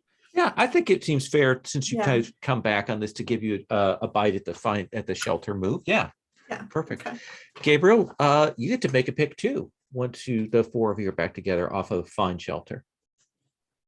Let me see here. Which is that under the castle moves tab? That castle moves, and there that it is E41. Okay, got it. So find shelter, and we're going to pick 2 off of that pick list. Well, you get to pick one for yourself here. One for myself. Okay. What does intensifying a crew covenant do again? If someone's crew covenant has been faded, it helps make it stronger. You know how you can go through 2 fades before it goes away? I don't think anybody's is weakened right now, right? Doesn't look like it. Yeah. So intensifying is not needed at this time. Not needed this time. What's your shelter move? Great question. Let me pull up my playbook here. Sorry for all the scrolling and referencing. Okay. Oh no, they will never need to, you'll never need to apologize for that in this game. Let's see. Okay, shelter move. You can tap into the thoughts of a nearby enforcer. The GM will describe what they can see and hear, and you may ask a question about what they're thinking and feeling. Is there an enforcer that we haven't already dealt with? You haven't met an enforcer. Do you want to find out what the enforcer is here? Oh boy. Yeah, I think we're doing okay on conditions here. At least me Okay. and Charlotte are. So let's do the enforcer move here. I think that as you settle in here, sandwiches are passed around, kind of catching up and sharing information between the two sides. I think that your vision will expand out, and you will. A second. So Patrick, I'm going to describe something. You need to tell me if you want to, because I can't remember if this is on your list of things or not. But I think that you will see this figure moving along, pulling on threads, and you will see it has the connections. It's pulling on threads. It's moving. It is this humanoid spider that is shuffling along through here. That's what helps. That's the enforcer, the figure that helps defend this place. Now, mind you, it's in a 1920s business suit on the front, So it's business in the front and it's spider in the back, with all these threads coming around it, and it's agitated, very agitated. Someone has walked into the web. Something is happening.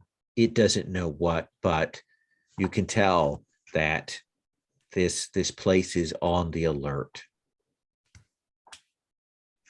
Does that seem fair?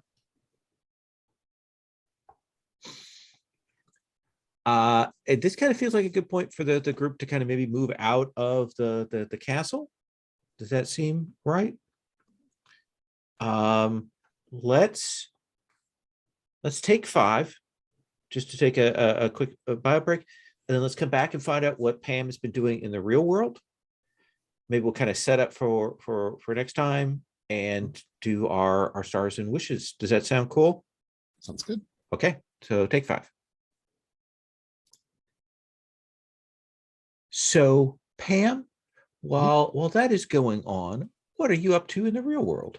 So with the rest of the day, or during that day, I'm hitting the street, talking to people, trying to find out more about Russ, just basically, and more particularly, his real world minions, the people he's got helping. He's got someone he can call on as a bodyguard. There are connections. There's got to be threads I can pull on that. Okay. But the way I'm looking at this is, whether this is successful or not, this is really just like, this is I'm leaning more towards this being a read the wind. Oh, interesting. Okay. So and the element I'm including here is just talking to lots of people. Like this is a montage of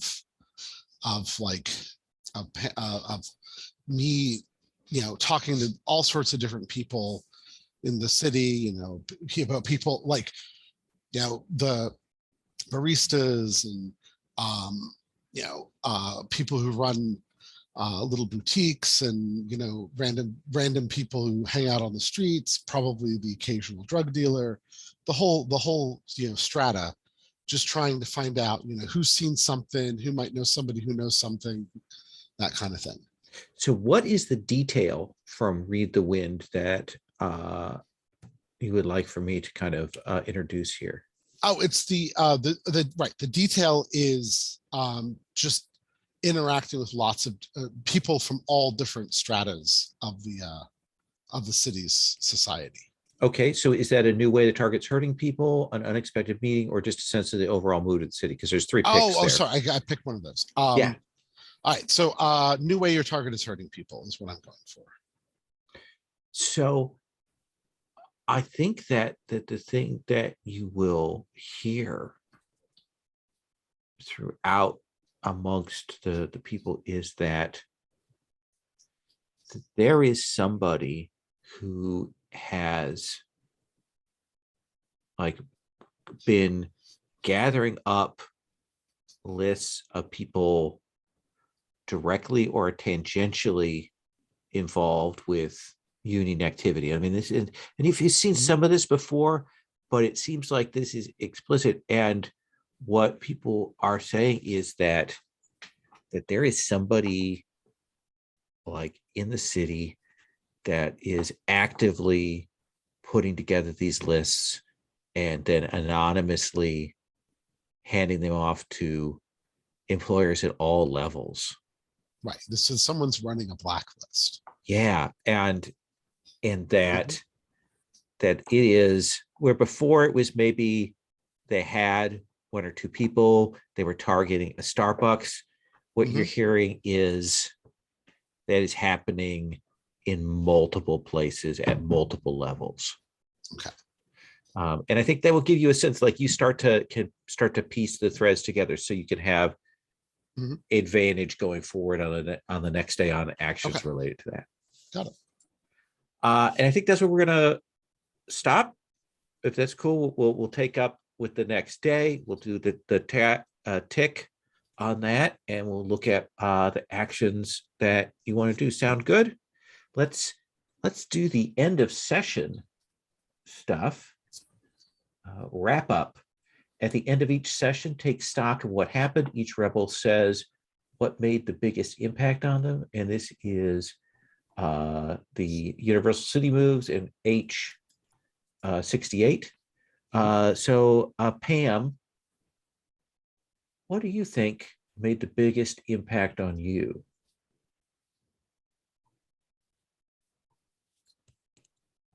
So I think it was being able to help Sasha. I think that that I think Sasha's been feeling like going in alone, and I wasn't even really there, but just reminding him that he's not really alone. Okay. I think that was it. So do you want to read that as you made a difference, or do you read that as a crew helped you? I read that as make a difference. Okay. So I guess that doesn't really do anything. You get to mark world. Right. Mm-hmm. And you would intensify a covenant with them. But I don't have anything to intensify. Right. Well, I would intensify covenant, my crew covenant. Yeah. Right. Which is right. Okay. So mark world. What about you, Charlotte?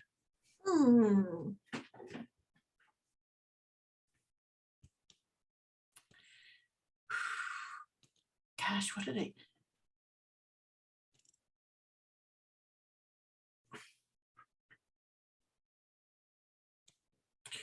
So, I mean, oh, this is a hard one. I know these questions are kind of tough. Like, but in some ways, I'm gonna say, and this sounds weird, but I think in some ways, though, even though like I did a bunch of stuff with Gabriel, the things where we really did stuff was sort of more the mundane life. And in some ways, it was like, getting to know Victoria, meeting Marta, and even when I was in the castle, my concerns were about that mundane connection, if that makes any sense. I mean, I made the connection, but it was more out of a concern for Marta, and then, sort of like from a step away for Russ, that, So you can clear a tick from one of your gauges. Sure, that sounds awesome. What about you, Gabriel? It's kind of a toss-up between the realization that I used to be this archon of sorrow or what have you, and the castle, or the rather heartwarming interaction with Victoria. But I think really the thing is the castle thing. So I'm gonna do that, and that means I mark void and then shift one stat up, one stat down. Yeah. Okay. And then Sasha.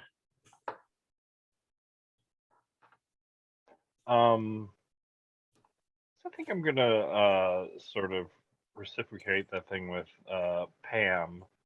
Go with you made a difference to someone, and I think by us allowing Pam to do her thing in the city and send her wraith with us, it was sort of a demonstration to her and to I think the group overall that like you can still live your life and succeed in the fight at the same time. That we really can be two places at once, and we really can be effective while not giving up the parts of our life that are important. Nice. And so you would intensify your covenant with them if it isn't, but it don't have that, but I will mark world, and that'll get me up to a rank up. Ooh. Excellent. I wouldn't mind doing a quick stars and wishes. Things you liked particularly, and then wishes stuff that you want to see more of, less of, or definitely want to see next time. Mendel, can I start with you? Yeah, so stars, I really did like the scene with Gabriel and Victoria, and that whole dynamic is very fun. I liked the evocative description in both the boardroom and the Ophelia scene in Marta, Marta's head, as it were. So that was just really neat. Yeah, and Patrick the Keyblade was awesome. Yes. So I'm very happy with where that description's gone. As wishes, I guess I feel like I'm dice averse, but now that I have fewer conditions, maybe I can try failing a few more rolls. So it's like I feel confident in rolling with advantage at a +3. And that occasionally gets a 10. So we'll see how much I'm willing to dabble beyond that. So and I think reasonably, I mean, the roller bit you all heavily the first couple of sessions, so there's no shame in being a little adverse here. Well, I mean, to be clear, I rolled with advantage and a +1 and I got a 6. Yes. So oh, PBTA. Yes. So in any case, yeah. But as far in things that are not just invoking dice gods, no, what I would like to actually see is, I think I'd like to actually see us confronting this enforcer. Okay. I think that would actually be something. I'm kind of curious to see where we would take that. I feel like it's been a while since we've done the confrontation in a proper sense, and I think it might be just neat to get back to that for a little bit in that dynamic. It feels like if sort of meta talk, like if you confront the enforcer next time with the tools that you have in hand, potentially, you might do a couple other things, but we could conceivably see you facing the vassal. Yeah. So, although I guess that is that one question: Are we with the sessions we have planned? If we get that would put us in line to have another vassal. Yeah, to have one or two, since this is a quarterly. Yeah. Yeah. So. Hopefully, we'll get faster and better at this. Maybe not. Charlotte. I really enjoyed your shard that you built for Marta, and this sort of horrible story of family pathos that you've generated. I like that sort of tension of here's a bad guy, but he's got people around that even if he's a jerk, you want him to be able to change for other people. So it kind of is like, I don't know, I really like that complication and that sense of like when you're doing things, you're not just going and, trying to smack them around, but you're trying to help them or help the people that are around them, that sort of thing. I am enjoying the world building with Gabriel as much too. David, your stuff is so good, so rich. I loved you meeting that guy, and I felt really bad going, he's to see, not to touch. I was like, no, he's,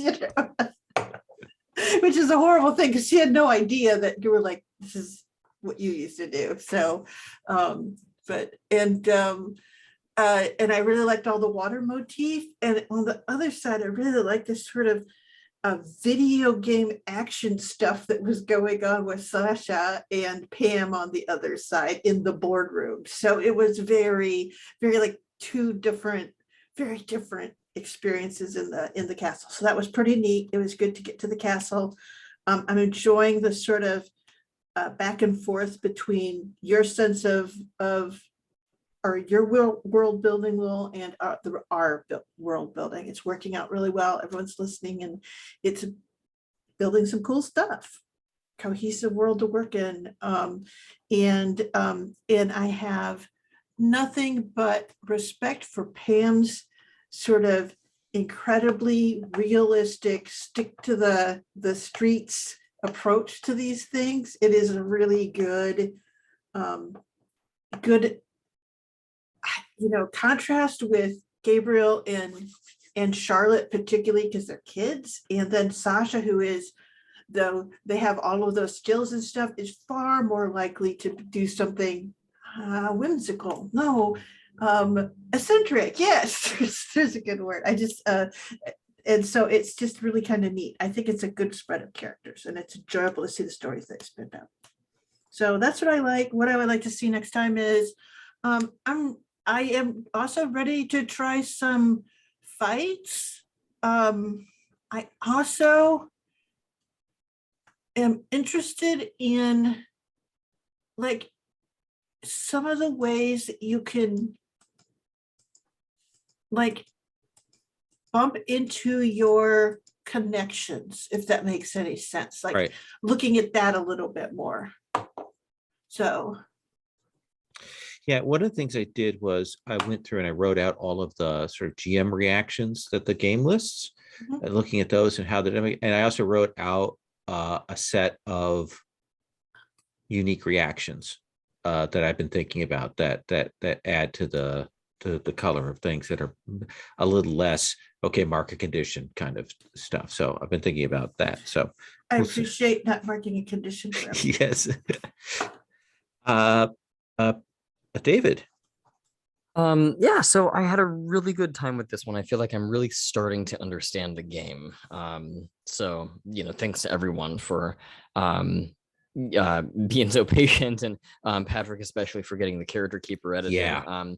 The thing that I think was kind of the biggest standout star for me was the scene with Victoria, because it really highlighted the problems that I have when I play Persona. I understand it's supposed to be a strategic JRPG, but I always turn it into a dating sim, and I just start playing Fast Times at GeckoCon High instead of actually playing Persona.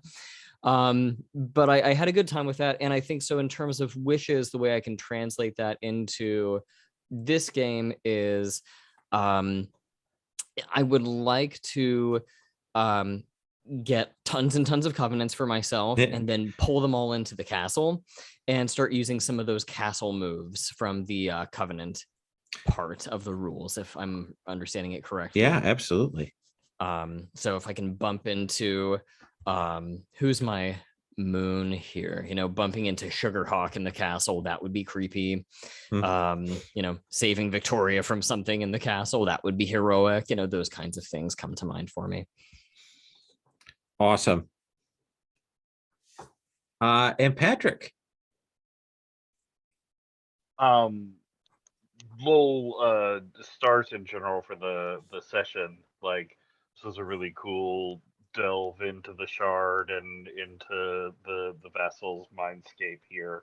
But in particular for going through the work and doing that write up, which really helped me I say this every time. I'm starting to feel more comfortable with the systems and the rules. I don't know if it's ever going to be true, but again, I feel like I'm starting to get there. But in particular, out of your write up, the way you like clarified how the shard is like a representation of one person's mindscape, and that sort of like Inception style, our goal is not necessarily to punch the vassal to death, but to destroy those like dark parts of his mind that have gotten infected and change the way that he acts in the role. And that's a very interesting reframing of it, that I was like, oh, okay, I sort of get where we're going.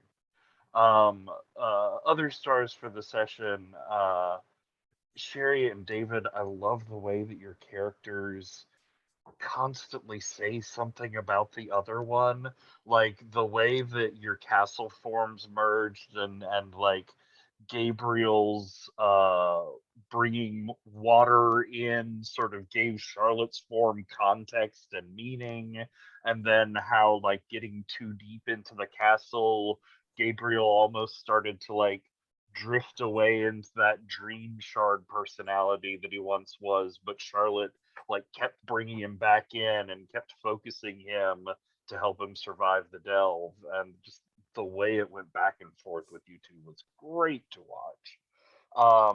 And Mendel, I loved fighting with Wraith Pam, but I also really appreciated your like Street Pam move at the end, because giving us another look into how the vassal is harming people, giving us a broader context of what is going on with him is something I've been struggling with. So I super appreciated you getting that out there.